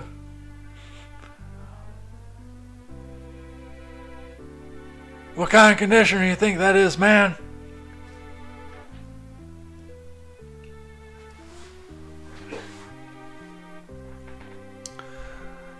He was a man of incredible courage, man. And it's amazing how his wife and daughter are emulating that, man. Come on. We're going to be announcing the sanctions against Putin, man.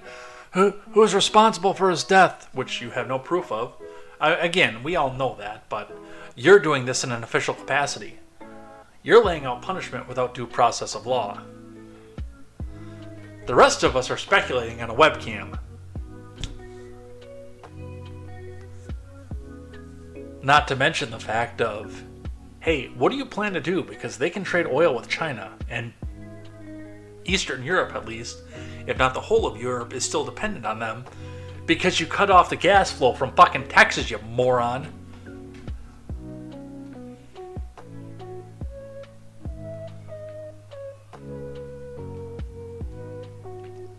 But there's where he fucked up. But one thing, man, is made clear to me is that Yolanda is gonna she's gonna continue the fight that they had underway, man. So we're not letting up, man. Come on.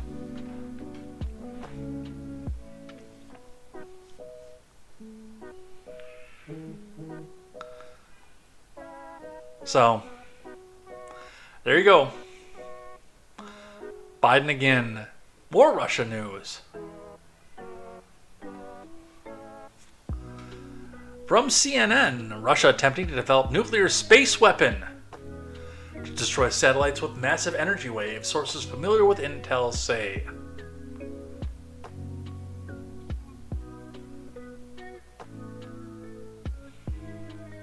From Katie Bo Lillis, Jim Shudo, Kristen Fisher, and Natasha Bertrand. Now, what I'm going to say about this, because a lot of people come out and say, oh, they don't even have the technology to do that. Keep in mind that Russia is the one for, well, basically up until 2015, and I think a little bit after that, shuttled all of our astronauts to the space station. Keep that in mind. Russia is trying to develop a nuclear space weapon that would destroy satellites by creating a massive energy wave when detonated, potentially crippling a vast swath of the commercial and government satellites that the world below depends on to talk on cell phones, pay bills, and surf the web, according to 3 sources familiar with U.S. intelligence about the weapons. These sources gave CNN a more detailed understanding of what Russia is working on and the threat it could pose than the U.S. government has previously disclosed. The sources are unnamed, of course. I think that's Mogwai's cat. Mike Turner of Ohio, the chair of the House Intelligence Committee, set off a frenzy in Washington on Wednesday when he issued a statement saying his panel had information concerning a serious national security threat by Friday. Biden had publicly confirmed that Turner was referring to a new Russian nuclear anti-satellite capability, but officials have steadfastly refused to discuss it, further citing the highly classified nature of the intelligence. I'm going to go on a limb and say that's because that doesn't exist.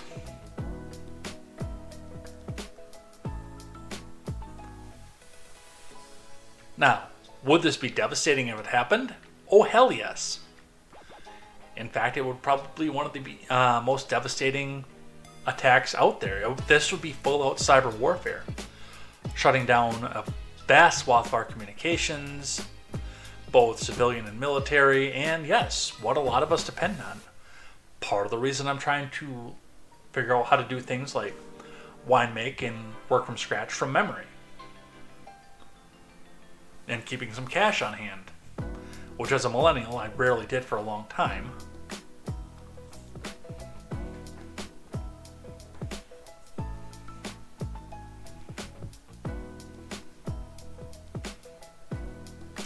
The weapon is still under development and is not yet in orbit. Biden admin officials have emphasized publicly, but if used, officials said it would cross a dangerous Rubicon in the history of nuclear weapons and could cause extreme disruptions to everyday life in ways that are difficult to predict. Now, we have been talking about this since most of us learned what EMPs were. We had discussions in 7th grade about the idea of setting off an electromagnetic pulse. Not against satellites, but in low orbit, enough to take out the grid and shut down major parts of the burgeoning internet that we had at the time. And this was in 1997.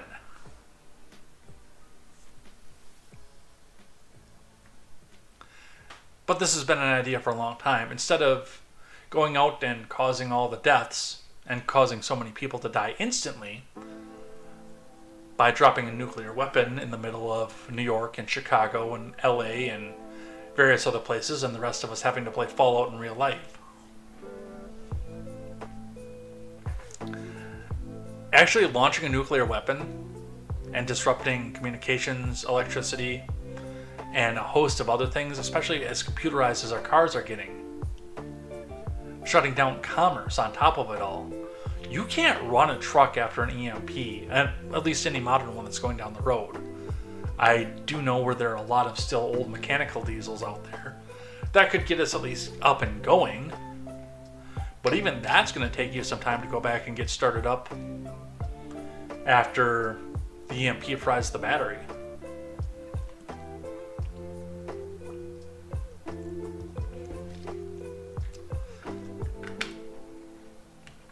And that's if they throw one in low orbit over a major city. But to take the satellite grid down, and once again, what are we looking at? Your Tesla, your F-150, your this new car, your that new car, which runs so deeply on GPS and has many of its options as a subscription service. And of course, there's also the possibility that they're coming out here and putting the idea out there that it's going to be Russia behind it because they're planning on doing something like this maybe right before an election. That's tinfoil hat time, though. We're not going to go down that road just now.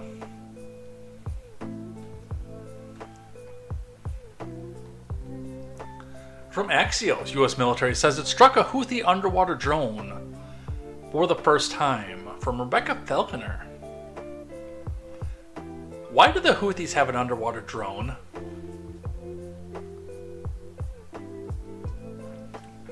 American forces hit an undersea drone during 5 self-defense strikes against Houthi rebels in areas of Yemen controlled by the Iran-backed rebels, Central Command said on Sunday. This is the first time U.S. forces have observed Houthis using an unmanned underwater vessel since the group began attacking merchant and commercial ships passing through the Red Sea on October 23rd per a CENTCOM statement on Saturday's strikes. U.S. forces successfully struck the UUV, 3 mobile anti-ship cruise missiles, and 1 unmanned surface vessel between 3 to 8 p.m. on Saturday, Yemeni time, according to the statement. Central Command has determined these 5 targets in Houthi-controlled areas of Yemen presented an imminent threat to U.S. Navy ships and merchant vessels in the region, per the statement.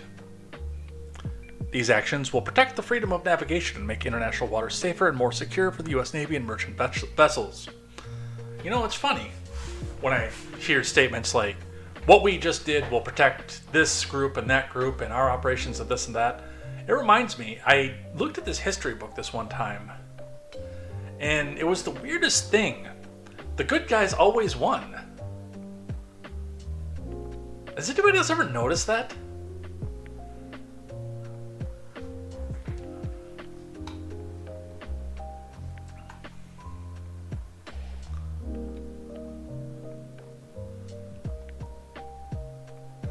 But on the other end of this, thanks to the Daily Wire, Biden failing on the world stage. Cargo ship could sink after Houthi attack. U.S. drone downed. U.S. cargo ship hit. So, we hit all these targets and it still did jack shit. Ryan Saavedra reporting. We're going to touch just briefly on this one. But this is a considerably lengthy op-ed from Ryan Saavedra. Biden is once again failing on the world stage to protect American interests to deter aggression from America's enemies as the Iranian-backed Houthi terrorist organization seriously damaged a cargo ship near the Arabian Peninsula over the weekend and appeared to shoot down a U.S. drone. British maritime authorities said the attack on the Belize-flagged commercial shipping vessel MV Rubimar happened 35 nautical miles south of Al-Muka in the Bab el-Mandeb Strait connecting the Red Sea to the Gulf of Aden. Alright, let's get the map out. My libertarian friends say we can't talk about foreign policy unless we can point to it on the map.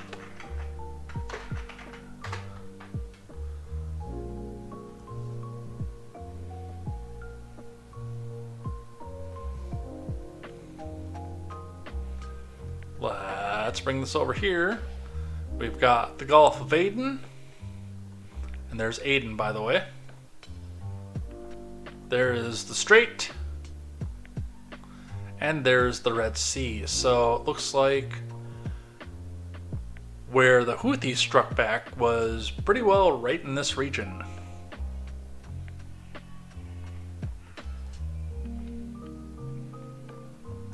And for reference, of course, there's Saudi Arabia, there's Egypt, there's Israel, and there is Djibouti,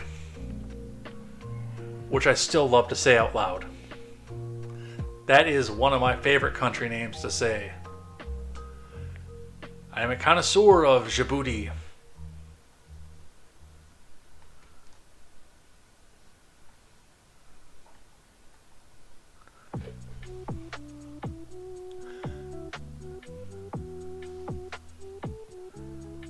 The front of the vessel and its engine room were hit by anti-ship ballistic missiles. An official at the ship's company told Bloomberg. The crew was forced to abandon the ship due to the damage. The Houthis claimed in a statement the ship had suffered catastrophic damage and that it was now at risk of potentially sinking.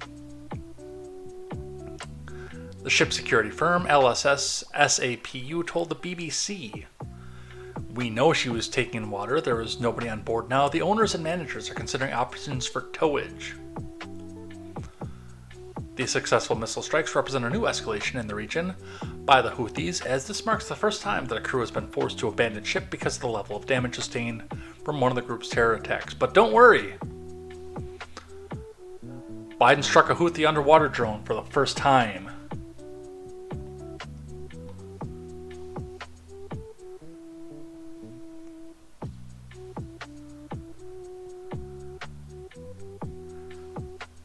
Alright, that's what I have for foreign news. We'll finish up the last few that we have here. We got one from Brother Jones.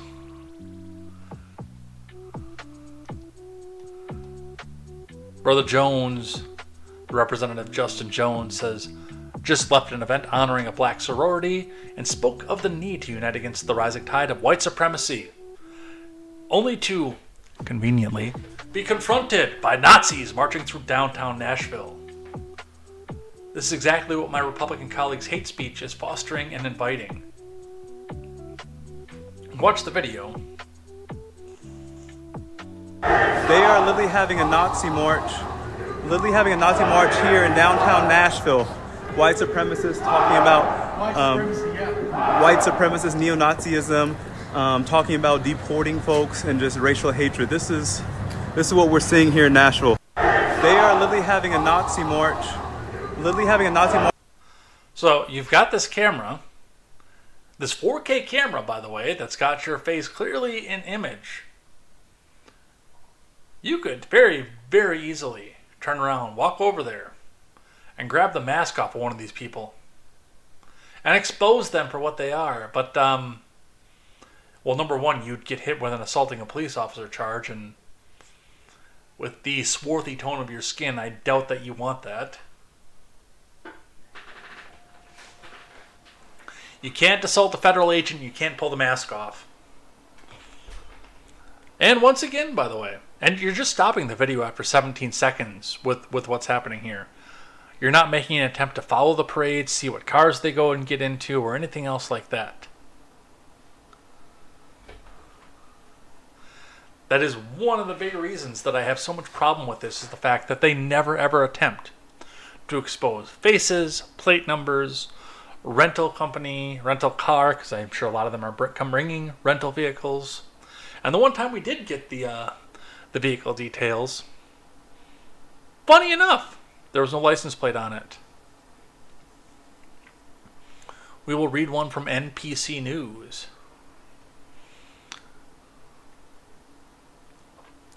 Neo-Nazis march in Nashville, leave after being challenged.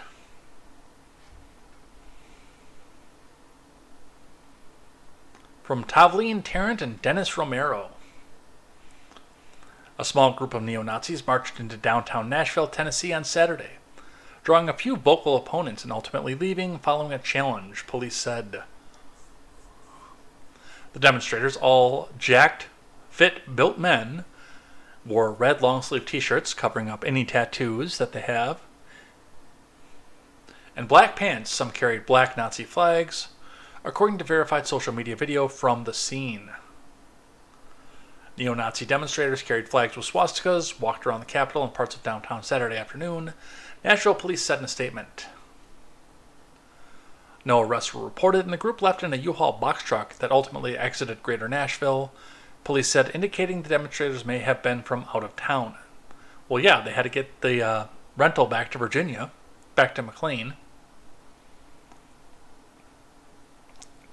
Some people on Broadway challenged the group, most of whom wore face coverings. The department said the group headed into a U-Haul box truck, got in, and departed Davidson County. Do we, by the way, have a video showing a license plate on the U-Haul box truck that we can possibly check registration against and check the rental contract? Anybody? Bueller?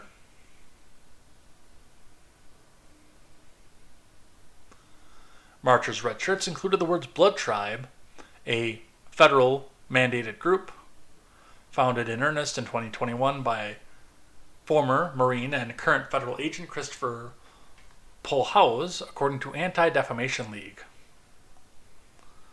The men-only organization eschews softer optics in favor of loud and showy demonstrations and hardline stances on its notions of white superiority, the ADL said, and also draws members in so they can arrest them after they hand them the brick and tell them to go out and commit some sort of violence.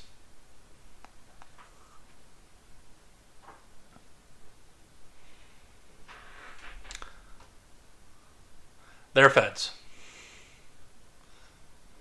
They are feds, the fediest of possible feds that are out there. From the Hill, Speaker Johnson. Possible Biden actions on border amount to election year gimmicks. Yeah, kind of like how Obama went out and said drill baby drill in 2011 and into 2012. From Michael Schnell, got to get those gas prices down right in election year.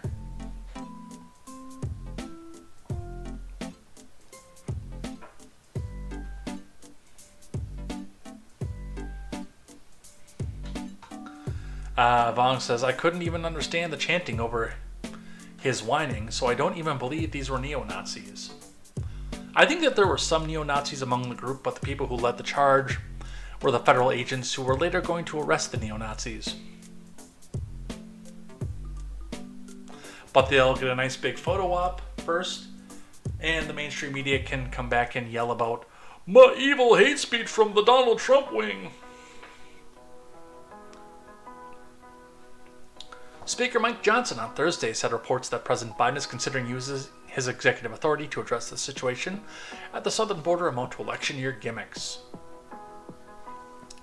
Multiple outlets reported Wednesday that Biden, after weeks of his White House saying the president had done all he could unilaterally on the border, is looking at potential action to restrict migrants' ability to seek asylum in the U.S., which he literally could have done on January 21st of 2021, by the way.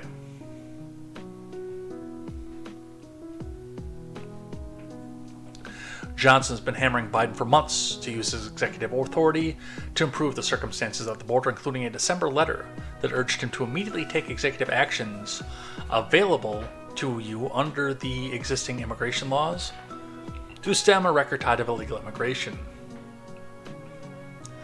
In the wake of this week's report saying Biden is eyeing potential actions, Johnson questioned his efforts.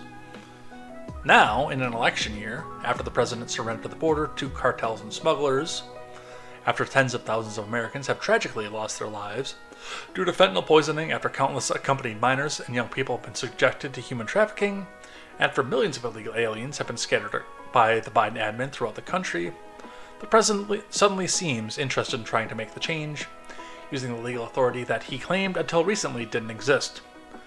Johnson said in a statement, yeah, that's the trap that Biden's in right now. He told the world that he needed the funding, he needed the help, he needed this, that, everything else to do so, and that he couldn't do anything on his own. But now that there's no chance of the bill passing, now he's going to go do something on his own. Pretty sweet fucking deal, huh? On the Mayorkas front, Libs of TikTok points out that the impeachment has gone through. Breaking House votes to impeach Mayorkas. Excellent. Mayorkas has arguably done more destruction to this country than anyone else in public office. Bye-bye! Even though he's not going anywhere. And that was on a 1-vote margin. So this came out as a tie before. And then one of the members switched his vote to no, so it could have officially lost them and brought back down for another vote. I thought it was Steve Scalise. It turned out not to be Steve Scalise. I forget who it was, but I know it wasn't Steve Scalise because we had that discussion about that. I have no idea what's going on across the hall, but man, that was loud. God, I need to get out of this fucking place. But they did what they needed to do in the first place. Now, of course, there were no Democratic yes votes on this one, for obvious reasons. And 3 Republicans joined Democrats to say no on this, but the Republicans got smart this next time through, and they started going through and asking people what they were going to vote before they took the goddamn vote. So they wouldn't get caught with their pants down this time like they did the last time. Does this go anywhere? No. This is the last step that happens here. The Senate will convene. Chuck Schumer will bang the gavel and say, "Not guilty." And that's going to be the end of it. We hereby acquit him. And of course, the news media is not going to tell you, impeached. Homeland Security. Impeached. Impeached officer of the Biden admin. Because it only works if the president is both evil and orange and evil, of course.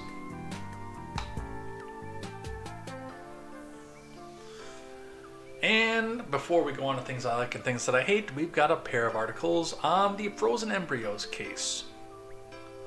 CNN first report, in unprecedented decision, Alabama Supreme Court ruled frozen embryos are children. It could have a chilling effects on IVF, critics say. From Christina Maxoris. Now, the pro-life in me, of course, comes out and says, well, of course they're children. What the fuck else would they be? And there have been, as long as there's been IVF, there have been questions over the ethicality of frozen embryos and then only using one embryo at a time. That one goes back as long as that process has been around. And while I very much appreciate the fact that couples who otherwise could not get pregnant are able to use this in order to overcome whatever shortcoming is there, yeah, that still makes me uncomfortable, the fact that, okay, what do we do with the rest of these here? Because we have been swearing up and down that they're, as soon as one little cell touches the other cell, that it's a life. And yet here we have all these literally discarded embryos that come off of this.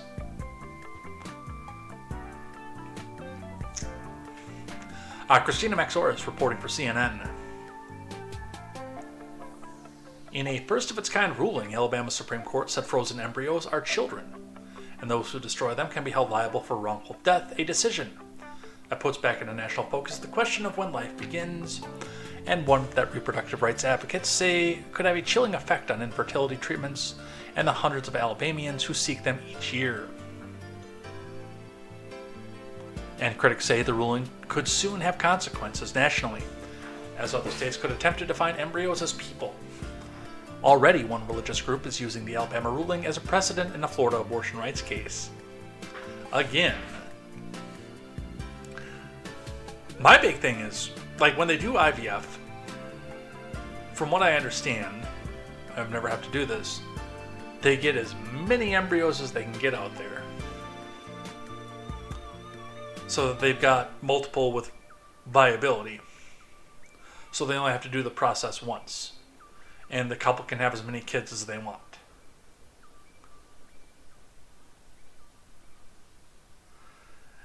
And I think people should be having more babies. And if they've got the ability to go back and make their own, if they're lab grown, I like the idea. It's just what's been an ethical question from the beginning. What happens to the rest of them?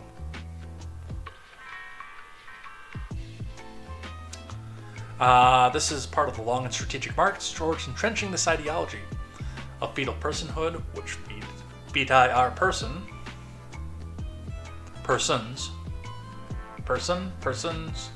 I don't know. We're getting close to the 2-hour mark. I'm starting to talk like Biden here. Come on, man. And that is the heart of controlling pregnant people, their decisions, and their birth outcomes. Dana Sussman, the Deputy Executive Director of a legal advocacy group, Pregnancy Justice, told CNN. The Alabama ruling, which was released on Friday, stems from 2 lawsuits filed by 3 sets of parents who underwent IVF to have babies and then opted to have the remaining embryos frozen.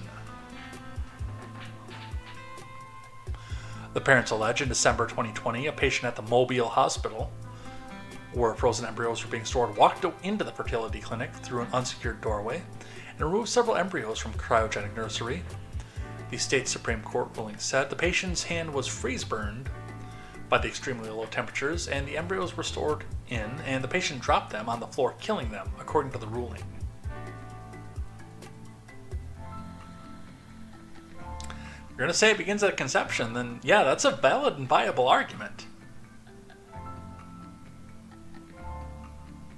Or what is... I mean, anybody else would look at it and say, hey, that's an accident. But that is a viable argument. The parents sued for wrongful death, and a trial court dismissed their claims, finding the cryopreserved in vitro embryos involved in the case did not fit within the definition of a person or a child, according to the ruling. But in a stunning reversal last week, the state Supreme Court disagreed, noting extrauterine children or unborn children located outside of a biological uterus at the time that they are killed are children, and they're covered under the state's wrongful death of a minor law. Now, this is going to go to the Supreme Court. And I'm actually a little bit interested to see how this goes. I know this is going to go to the Supreme Court. Because the person who is going to be tried is going to look at this and say, hey, I've been wronged here.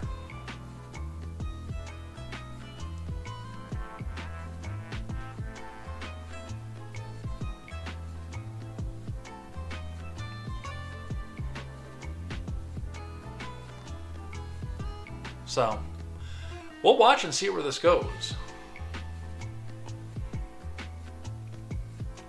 Well, I don't personally fight the culture war. The legality inside of me actually definitely wonders what happens with this.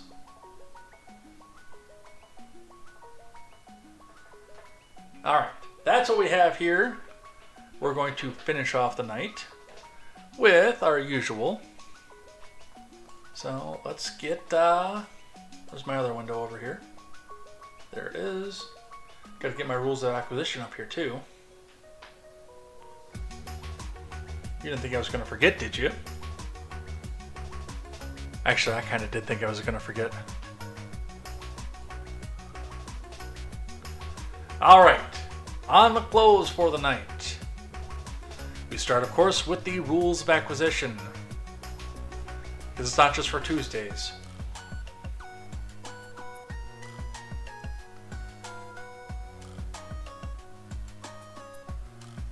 Where did we leave off here? Ah, yes. The one that I could not agree with and say, hey, you should follow this one. But a good rule for salesmanship comes to the 267th rule of acquisition. If you believe it, they believe it. This is from a DS9 novel called Taking Wing, which I have not read. But it comes from a part of being a salesman. If you believe it, they believe it. You're going to have a harder time coming out and making a sale, especially if you have to stretch the truth a little bit. If you don't believe what it is that you're trying to sell, the good or the service. If you don't believe in it, you can't make your customer believe in it. Vivek Ramaswamy has had this problem before in the past.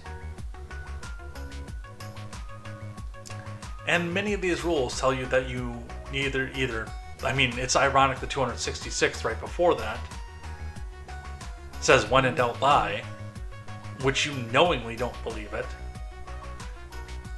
And then the 267th tells you that you have to at least make the perception that you believe it in order to make your customer believe it.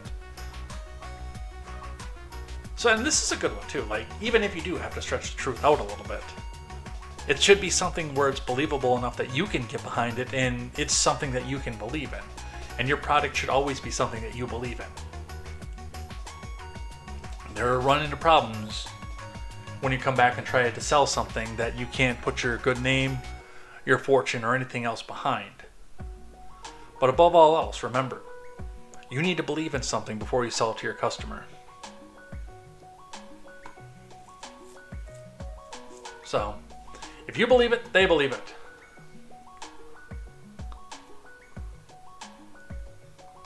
Let's do some things that I like and some things that I hate.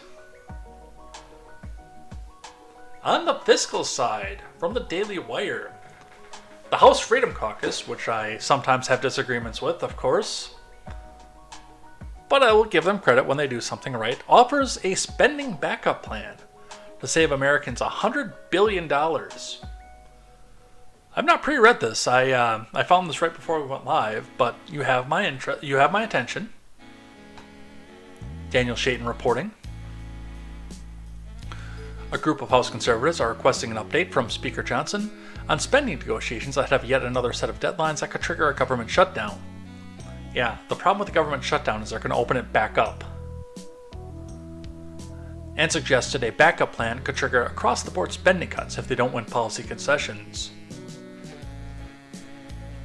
Members of the Freedom Caucus, led by Bob Good, sent a letter to Johnson on Wednesday as a stopgap measure is set to expire in 2 stages, with funds approved for some federal agencies through March 1st and money to other departments through March 8th, and the fiscal 2024 appropriations process remains incomplete.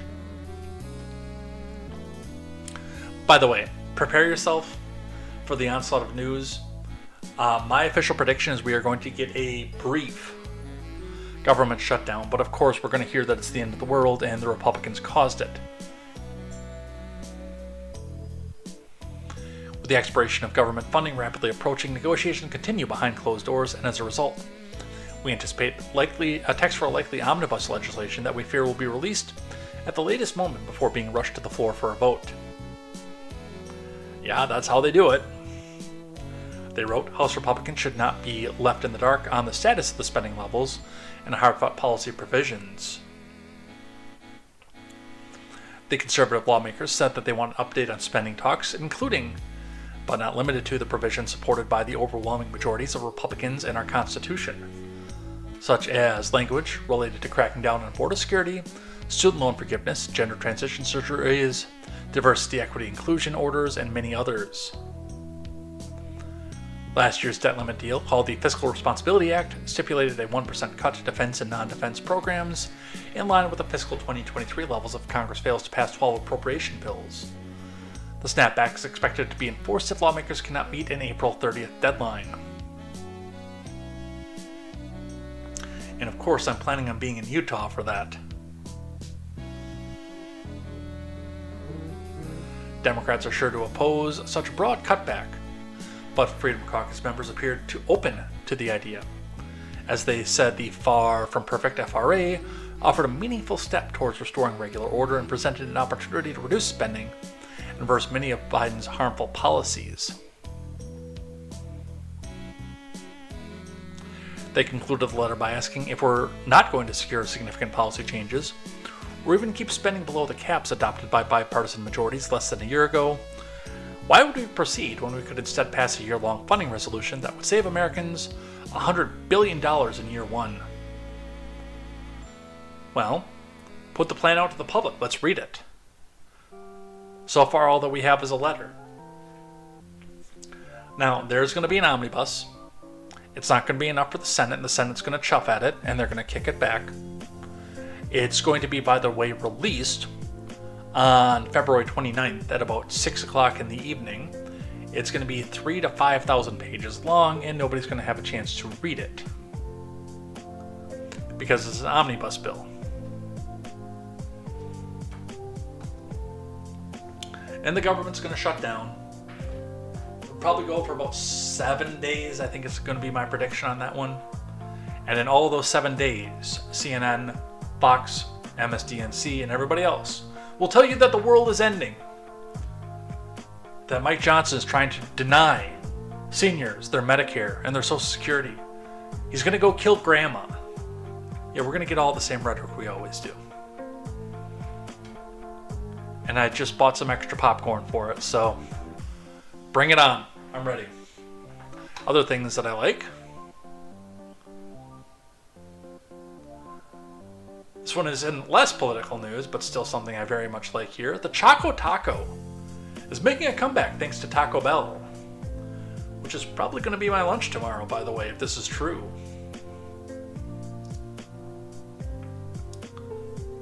Well, it's probably going to be my lunch tomorrow either way, because I've got to run over to the bank because I'm working on getting out of this little fucking closet that I live in.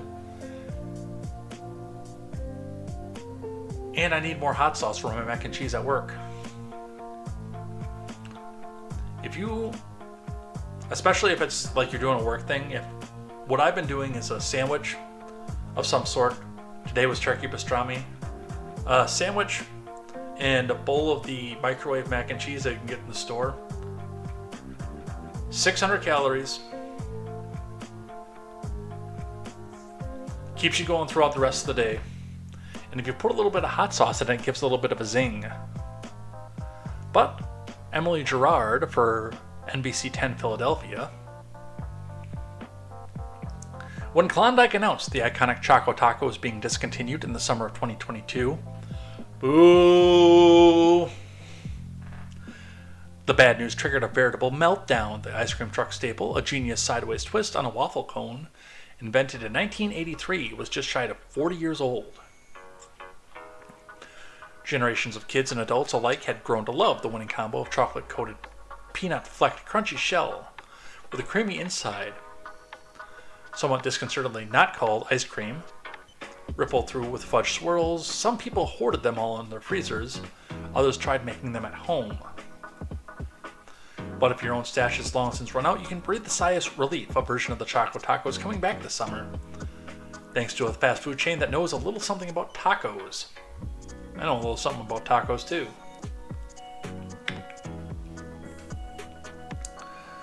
As part of its new menu items for 2024, Taco Bell partnered with Portland-based ice cream company Salt and Straw to create the ice cream and chocolate taco, which features I'm gonna talk like Biden, man. Which features waffle cones, cinnamon, and show ice cream dipped in chocolate and topped with a toasted brown rice. Okay, you have my attention. Before taking over as the new CEO of Taco Bell, Sean Tresvant had spent time in Portland. It was there he became familiar with the local favorite ice cream maker, Salt and Straw, which has been churning out its own take of a Choco Taco known as the Chocolate Tacolet for over a decade. So when Tresvant wanted to explore the idea for Taco Bell, he knew whom just to call. I mean, I'd like it if they made other flavors too, not just the one flavor. Like Mexican food or faux Mexican food, if you're talking Taco Bell. The people who enjoy that love churros. Can we do something like that with a churro, maybe?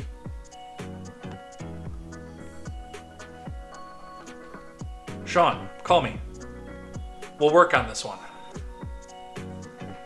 But it's still coming back. I didn't get one when they discontinued because I actually got promised that they were going to stop the discontinuation, but they wound up not doing that, and I was kind of sad about that. Alright, what else? Thomas Massie, with his annual attempt to end the Department of Education. I introduced a bill to end the Department of Education. We must return the money and authority back to the states, school districts, teachers, and parents before it's too late. Does it go anywhere? No. Will it get out of committee? No. Does he do it every year? Yes. But is it based? Yes.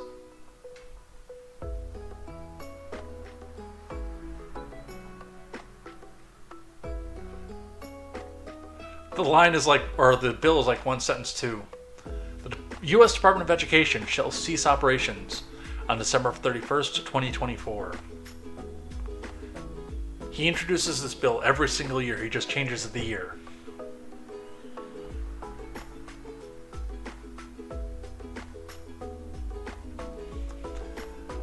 Elon trolling a little bit off of this one. Not him directly trolling, but somebody trolling via Elon. Elon Musk nominated for Nobel Peace Prize for being stout proponent of free speech. From Ariel Zilber. Billionaire Elon Musk, whose business ranges from satellites to social media, was nominated for Nobel Peace Prize by a Norwegian lawmaker who praised ex-owner as a stout proponent of free speech. Marius Nielsen, a Norwegian member of parliament who is a member of the Libertarian Progress Party, said he put forward Musk's name due to his adamant defense of dialogue, free speech, and enabling the possibility to express one's views in a continuously more polarized world. Whose fucking diesel is that?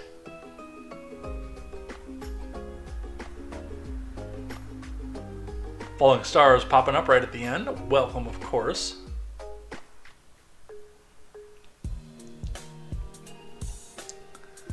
Marius Nilsson. I read that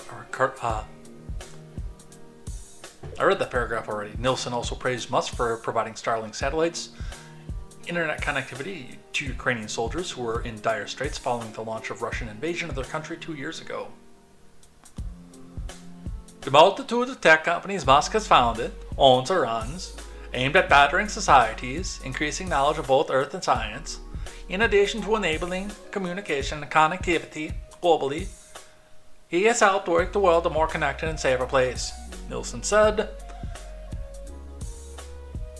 Now, for the most part, this is going to be a troll, and this is going to cause liberal heads to explode, because, of course, Elon Musk is the devil incarnate, because he lets people say what it is that they want on his platform. Even though his new CEO keeps shadow banning people, like myself. I am officially shadow banned on Twitter, by the way. But with that being said, is Elon more deserving of other winners of the Nobel Peace Prize and nominees of the Nobel Peace Prize? Absolutely. Remember, Obama got nominated for the Nobel Peace Prize basically for being black. He is the Nobel Peace Prize winner who has slaughtered the most children in the Middle East. Fact check me on that one. Is he going to win it? Probably not. Is it hilarious? Yes, absolutely.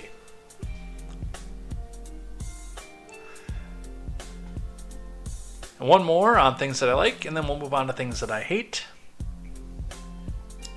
From Fox Business, New York Village losing its soul as nation's oldest gun manufacturer flees blue state for Georgia. I'm not saying this because the Village is losing its soul or anything else. I'm saying, just like I said the other day, with SpaceX moving to Delaware, when we talked about that on Tuesday, when you're ready to stop being abused by the governments of the states that you live in, yes, you should be able to get up and go somewhere else. I'd be interested to see what kind of business Remington can come up with. Moving and being in Georgia, freeing up some of their tax revenue, with a lot more people willing to go and work for them, and how much they can expand operations. And hey, wouldn't it be nice if some of those Remington arms, which are fine arms by the way, came down in price a little bit? I'd be interested in that. Also ammo, if they can expand operations for that. Emma Colton reporting. The Remington gun factory, nestled in New York's Mohawk Valley, is ready to shutter its doors and move to Georgia after more than 200 years in the Empire State. 8 years of history gone, gone, Ilion, New York Mayor John P. Stevens told the New York Times, a former newspaper. Ilion is Remington, Remington is Ilion. Remington is the nation's oldest gun manufacturer and told union officials late last year. The company chiefs at Rem Arms, the current version of Remington Arms, made the decision to end its New York manufacturing come March. The remaining operations locations in Ilion will move to Georgia, where the company leaders say the firearms industry is supported and welcomed.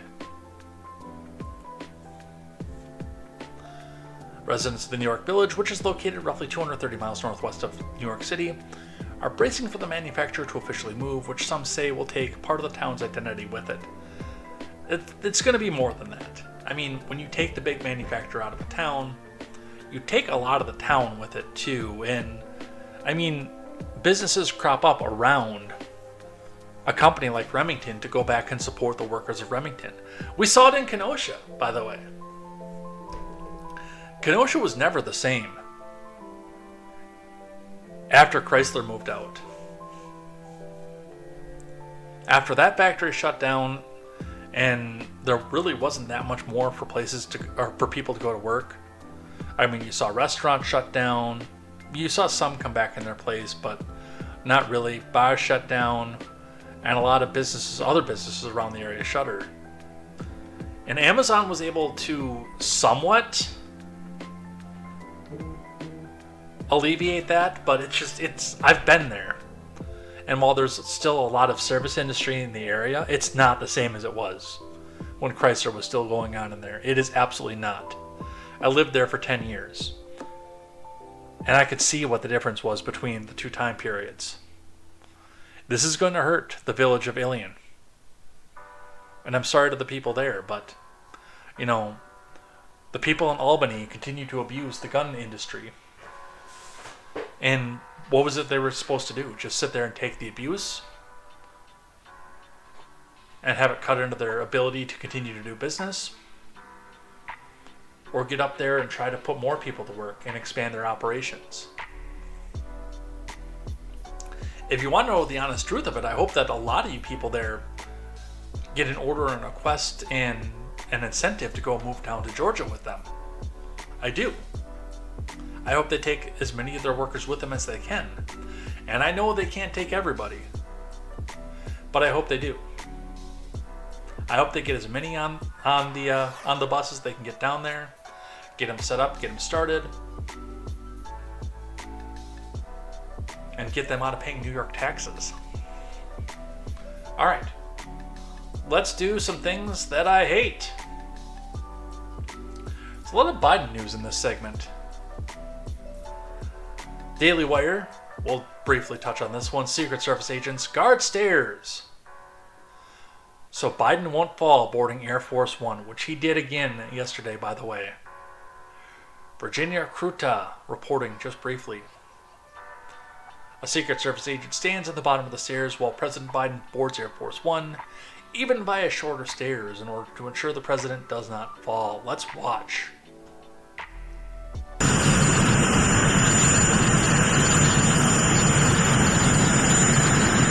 God, that's loud. Let's roll that back a little bit.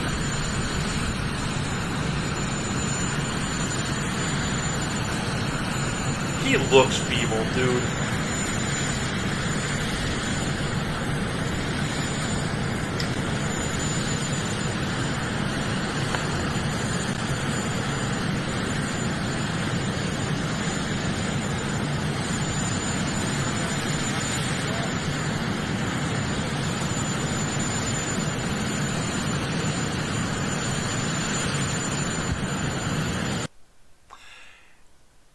$81 million votes, folks.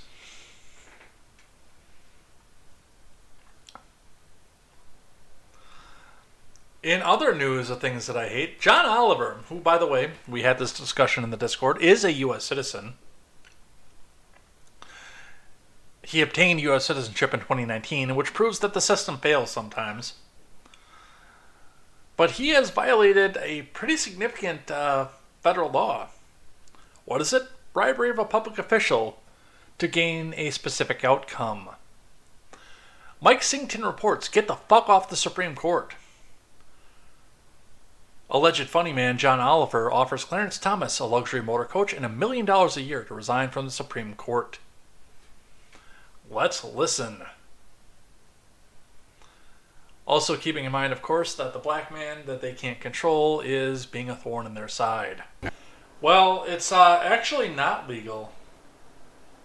So when I had the U.S. Code written down, 18 U.S. Code Section 201B. Let me grab that one again.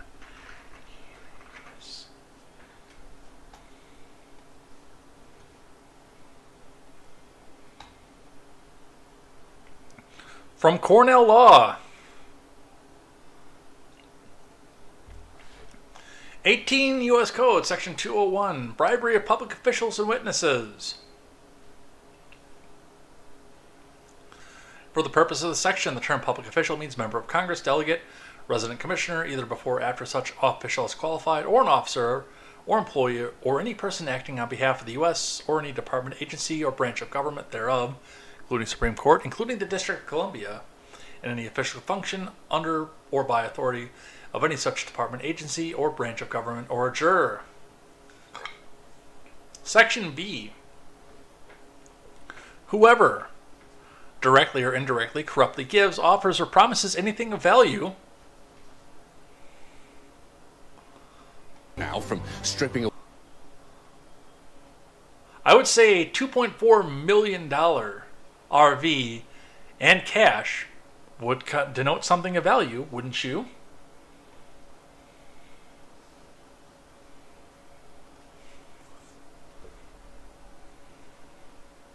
To any public official or person who has been selected to be a public official, or offers any or promises any public official or any person who's been selected to be a public official to give anything of value to any other person or entity with intent to influence an official act, which would be resigning from the Supreme Court. By the way, to influence such public official or person who has been selected to be a public official to commit or aid in committing or collude in or allow any fraud or make opportunity for the commission of any fraud on the United States, or to induce such public official or such person who has been selected to be a public official to do or omit to do or act in violation of the lawful duty of such official or person.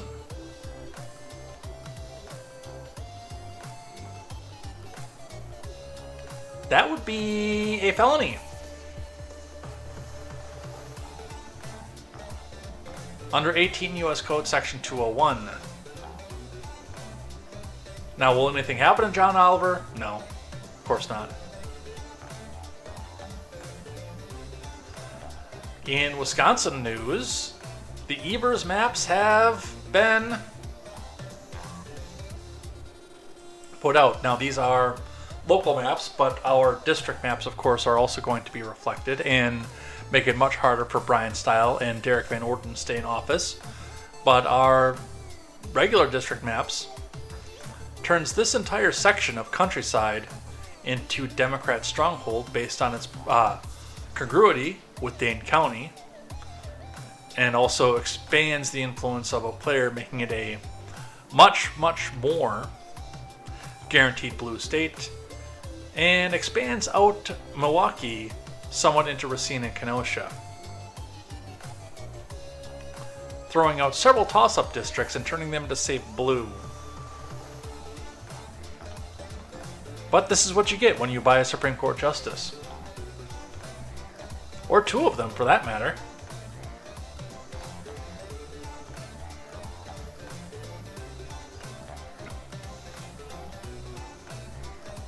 Yeah, Benny Boy Shapiro actually had a theory about that, not with John Oliver, but with Jon Stewart. What Vong is saying here. Vong says, I think he'll get off, after talking about jerking off in a previous comment, by the way. I think he'll get off because of the qualifier corruptly. They'll use that one word to say he was just joking, so it's clearly not corrupt, so he's not guilty. No, he'll do what Shapiro called clown nose on, clown nose off. So when he is out there making the statements, trying to influence public opinion, and saying that he's an expert in things, then he'll say, clown nose off. I'm serious. I want to do this. And we need to save our democracy, which is Democrat code for our hegemony. But the second somebody actually comes down and puts in a lawsuit for 18 U.S. Code Section 201, it'll be clown nose on. Oh, I'm just a comedian. You can't take anything that I have to say seriously. Falling Star Z says, has anyone looked into contract law with voting machines? No, again, you can bring that up in the Discord and we'll discuss it, absolutely. I'd like to see what it is you have to say about that.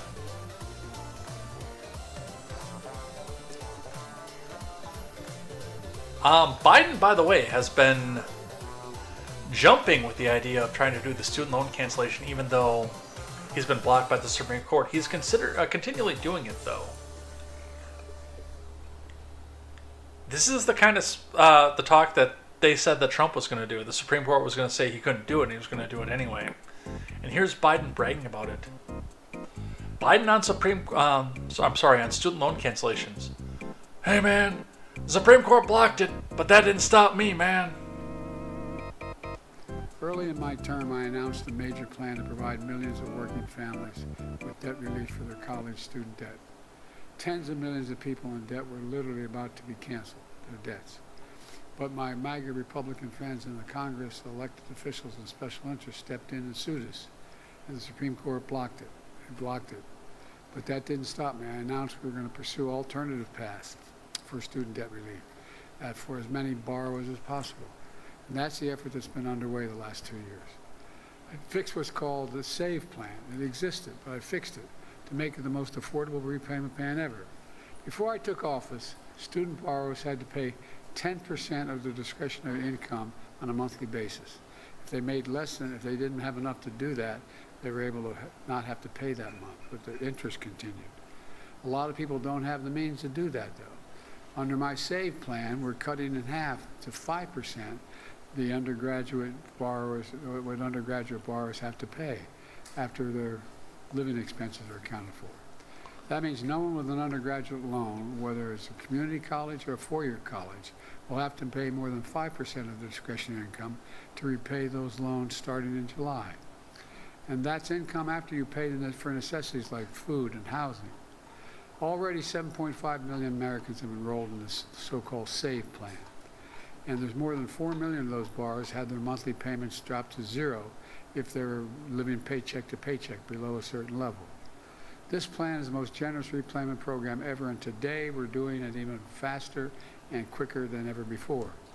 I'm proud to announce our SAVE plan.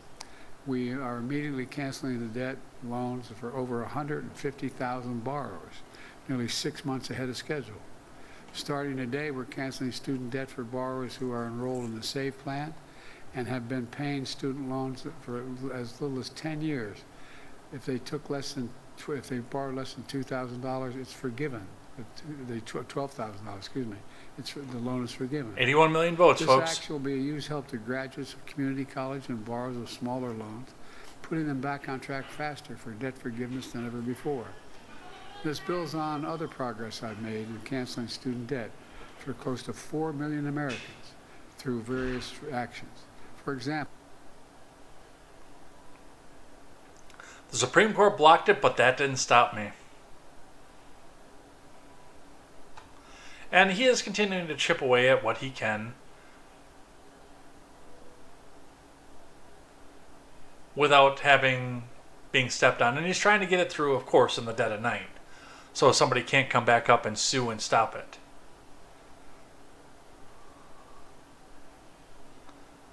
Oh, I want to do this one here first. Got to rearrange a couple things here.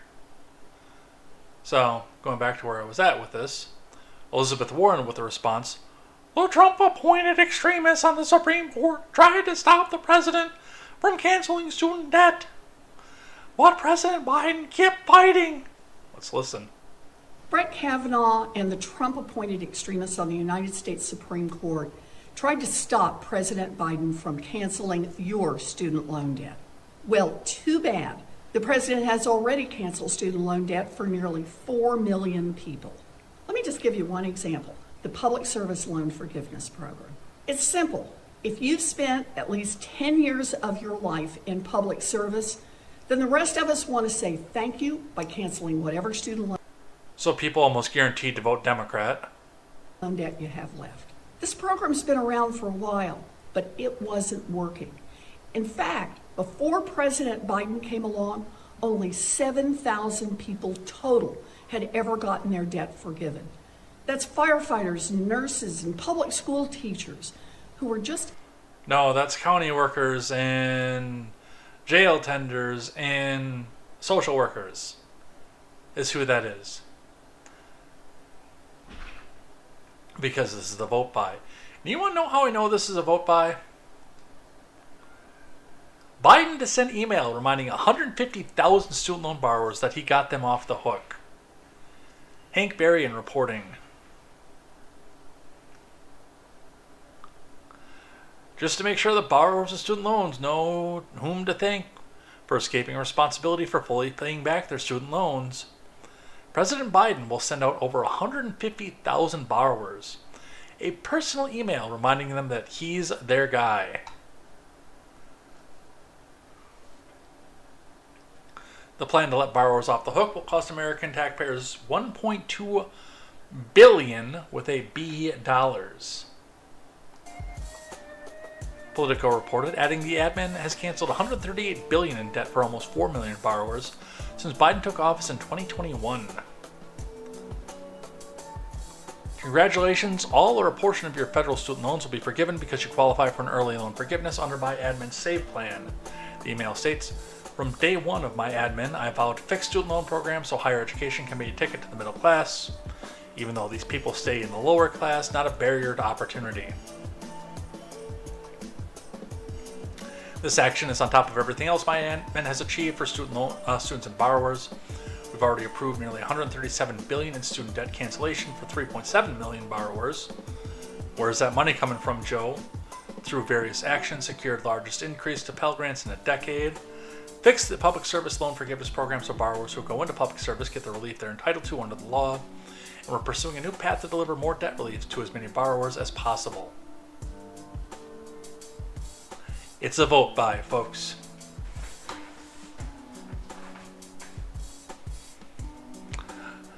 Now, this one, which I had in the wrong place here, this one, reason I put this on the things that I hate, it's this reply right here. With these people who believe and get all their propaganda mixed up, and they're so sure of themselves, even though they are completely wrong about this, that they come back out and they make an ass of themselves from it.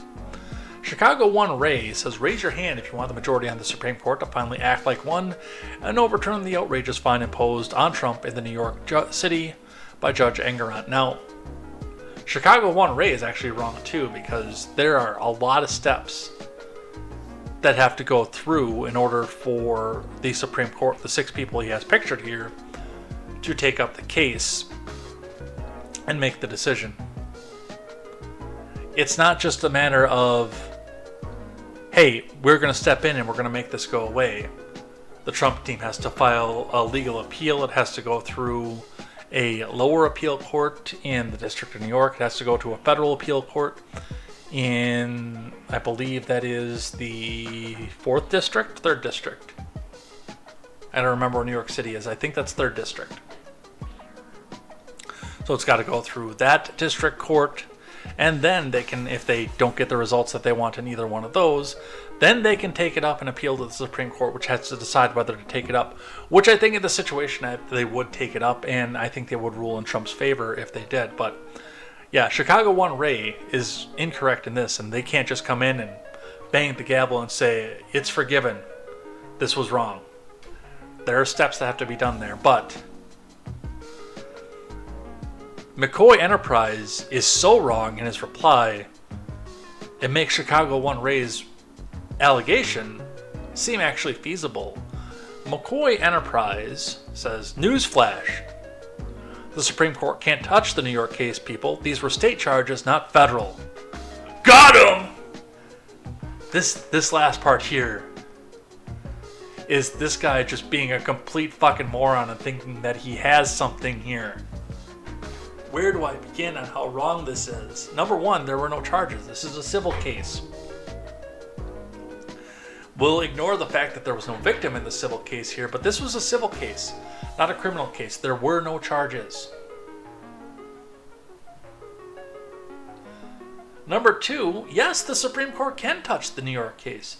That's one of their primary functions. Even if this was a criminal case, by the way, they could still do it by making the appeal that the ruling was, or the law that was broken and indicted for was unconstitutional. Yes, they absolutely can touch that.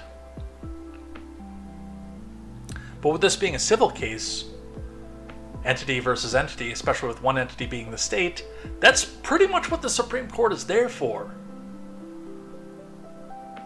What McCoy Enterprise is trying to do is he is complaining in his head, because MSNBC told him that this was the case most likely, an appeal, a presidential appeal, which if there was a charge on this, if there was an indictment, no, that would not be able to be appealed at a presidential level. Kathy Hochul would have to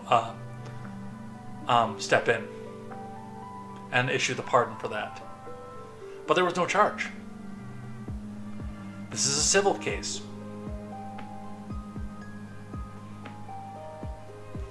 So, no, you didn't got him.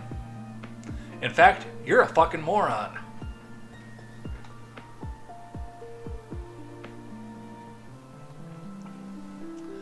CNN reporting Biden's dog Commander bit Secret Service personnel at least 24 incidences. Records show. Which, this is an ongoing story. This just continues to happen over and over again. And this is on things that I hate because, like, number one, biting dogs get put down. They get destroyed. They get taken over to the local pound and they get the lethal injection. Now, Biden's might be protected from that because he'll just come out and say, "Hey, come on, man! If you do that, I'll turn Merrick Garland on you, man. Don't tempt me. Come on, man. Now you want me to take you behind the woodshed or something?" But this comes from, number one, bad training and a weak owner. Commander thinks that he can get away with this because he has no leadership. He was badly trained, he was poorly trained, and Biden is a weak man. It is not, well, it is to an extent Commander's fault, but the majority of the blame does not lay on Commander Biden. Commander Biden is scared, skittish, should not be around people in an extreme crowd, and is only acting on instinct because he was not trained properly to suppress the instinct, nor does he have leadership to discipline him when he does wrong. And he deserves better. Commander Biden deserves better. I hate this. Oh. Dual Helix showed up over here while I had things out here. Yeah, Falling Star says buying votes with our money, and I meant our grandkids' money. Yeah, absolutely. Dual Helix is fashionably late. Been following the moon landing with extreme scrutiny. I chose not to put that on because, like, half the people that watch this live and on the replay don't even believe the moon exists. In a way that we could get to it. Because they think the Earth is flat and covered in a dome, and the moon is just a glowing object on the dome that we're covered in. Moon landing, it was sus. I think it tipped over. There was a rotational component to the landing telemetry. Kavanaugh is a whore. I think he was bought off. I don't know. I have other issues with Kavanaugh other than the ones they tried to put with him, but I don't necessarily think he was bought off either. Well, it says Commander Biden does deserve better. Commander-in-Chief Biden, however, does not.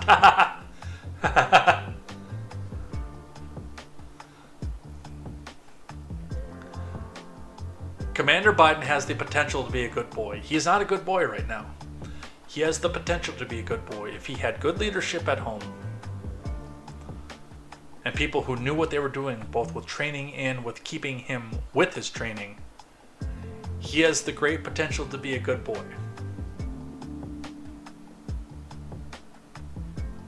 But he is currently not, unfortunately. And he deserves better. Alright, and the last two, and then we'll head out of here for the night. Watch for your states, because this is going to come everywhere. Just like the spanking of your kids argument. Illinois bill changes definition of abused child to include kids whose parents object to abortion, transgender hormones, and surgery. Get the fuck out of Illinois.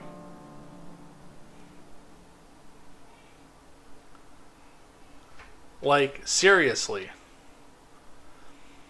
A recently introduced bill in the state of Illinois would change the definition of abused child to include minors whose parents object to their children receiving puberty blockers, cross-sex hormones, transgender surgeries, and abortions.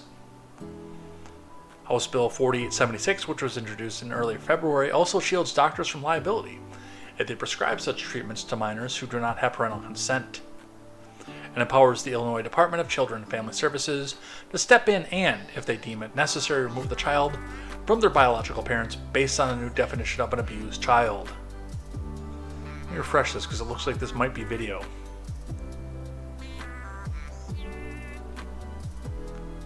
Nope, just a scan of the legislation.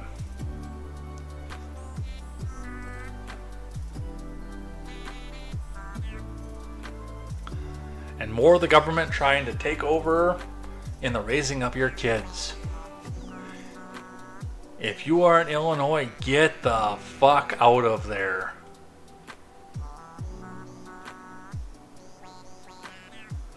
Amends the Abused and Neglected Child Reporting Act provides that abused child means a child whose parents or immediate family member or any person responsible for the child's welfare or any individual residing in the same home as the child or a paramour of the child's parent denies the child access to necessary medical care, including but not limited to primary care services, abortion services, or gender-affirming services.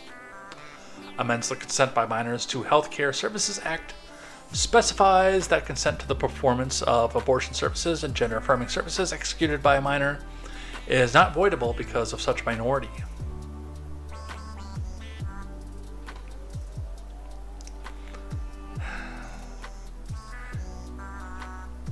Yeah, we're getting there.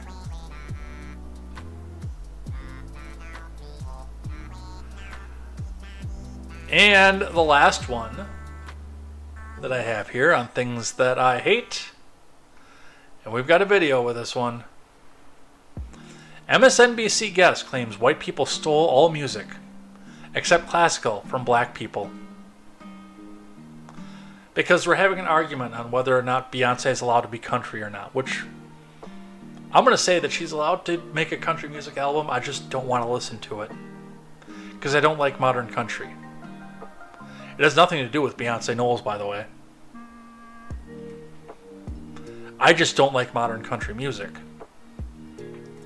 I don't really like anything that was made after 2001 in country music. But let's listen to the guest on MSDNC. If white people hated cultural appropriation, then they shouldn't have created music because every form of music in America was stolen from black people. Issue. I don't know if you saw our last block. We were talking about the conservative outcry over Beyonce's upcoming country album. One could joke this whole affair illustrates that the far... By the way, if you're conservative and you're outraged by this, you're a fucking moron. Just don't buy it.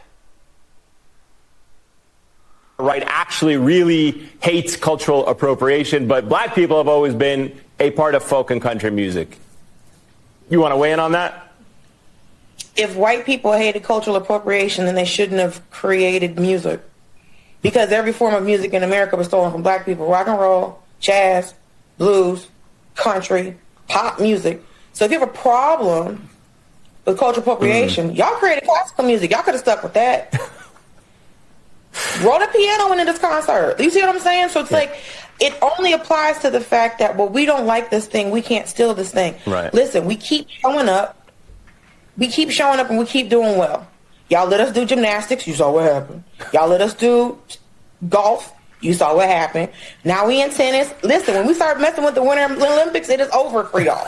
I don't apologize for the inconvenience. Stop letting us do your sports. Calm down. So it's like, of course you want to be upset. You're literally running out of quarterbacks. Right. So it can't be, it's a conservative outcry. Y'all have nothing else to be mad about. That's all it is. Because if you want to be upset about something, gun control. You have all the time to fix that, but you want to be mad at a Beyonce album? Girl, don't nobody think about them. They sound stupid. All right, let's talk about Well, your book. you sound stupid, too. I got to say, it is super funny. I can see why now.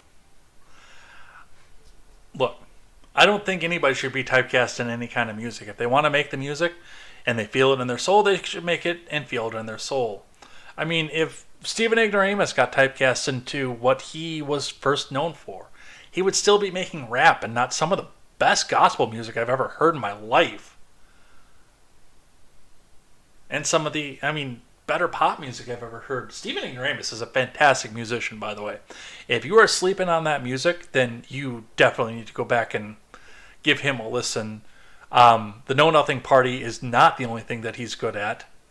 In fact, his second 2 studio albums are just as good. But, if we want to talk country music, Darius Rucker, Charlie Pride are well known as 2 of the better country music artists out there. Nobody gives a fuck about the color of their skin. Let's go on to metal. Let's go to rap first. Some of the more notable names. Eminem.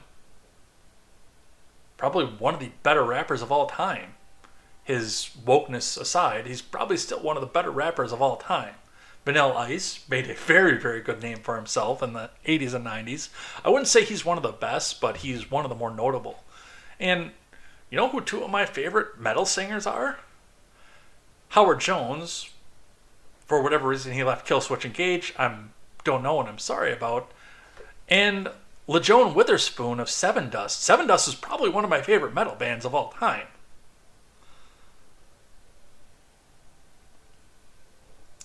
Make the music that you like, not the music that you're typecast to. And if if somebody else is outraged about it, don't buy the music. It's that simple. End of story. And no, white people didn't steal all music from black people. Alright. Well, now that I'm pissed off, I think it's time to end the show. Music in America. Oh, that's me. That's not the button I wanted to hit. Alright. I can't watch this. It boils my blood. Oh, well, I'm sorry to hear that. I enjoyed it. I enjoyed talking about it. Let's check the rest of what I have here. Darius Rucker can hardly sing. He has to use auto-tune on everything to cover his complete lack of talent. I've listened to Darius Rucker acoustic and live. I will argue with that. He's really good. Why he uses auto-tune in his recording, that I don't know, but he actually is good at singing. Alright, let's throw some music up and let's head out of here. Oh, that's right, I did a restart, so I have to go back and get the... No, I don't want to play that with VLC. I want to play that with Windows Media Player. Why the fuck do you keep defaulting to VLC? No idea. Alright, well, with that, we're out of here. We're done. It's over. So, I have picked up an extra shift, which, even if I hadn't picked up an extra shift, I was going to do Fallout Friday anyway. So, we'll be back here tomorrow for Fallout 4. Definitely looking forward to some of that, and a little bit of unwind with that as well, and seeing how well I can do my Power Armor collection. I'm really enjoying that. I know I'm trying to play a non-Power Armor character when I'm off screen, but just improving and making the Power Armor collection and making them all look good and all look the same and everything. I'm having so much fun with that with my on-screen character. I almost started a new character off-screen to go back and start from the beginning and do some of that, but nope, I want to finish the game with the other factions, so we're going to stay a non-Power Armor character for off-screen, but on-screen we'll still have some fun with it as well, so come back and join me for that 7 p.m. Central Time for Fallout Friday. Otherwise, We'll be back here with more news and more headlines next Tuesday. We'll probably be talking a lot more about Trump and the case that's going on with that, a lot more election news, probably some gun news. There's probably going to be some new developments in that. Probably some foreign stuff as well, because that continues to pop off, and our leader is incompetent. So, take care. Have a fantastic night. I didn't switch myself out to my webcam solo here, so we're still looking at the article over there. Take care. If you're on Twitch, stick around for the raid, and enjoy your night, enjoy your week, enjoy your weekend. Spend some time with your family, and as always, take care. Have a good night, and I am Jay Edgar, and this is Contemporary. Take care.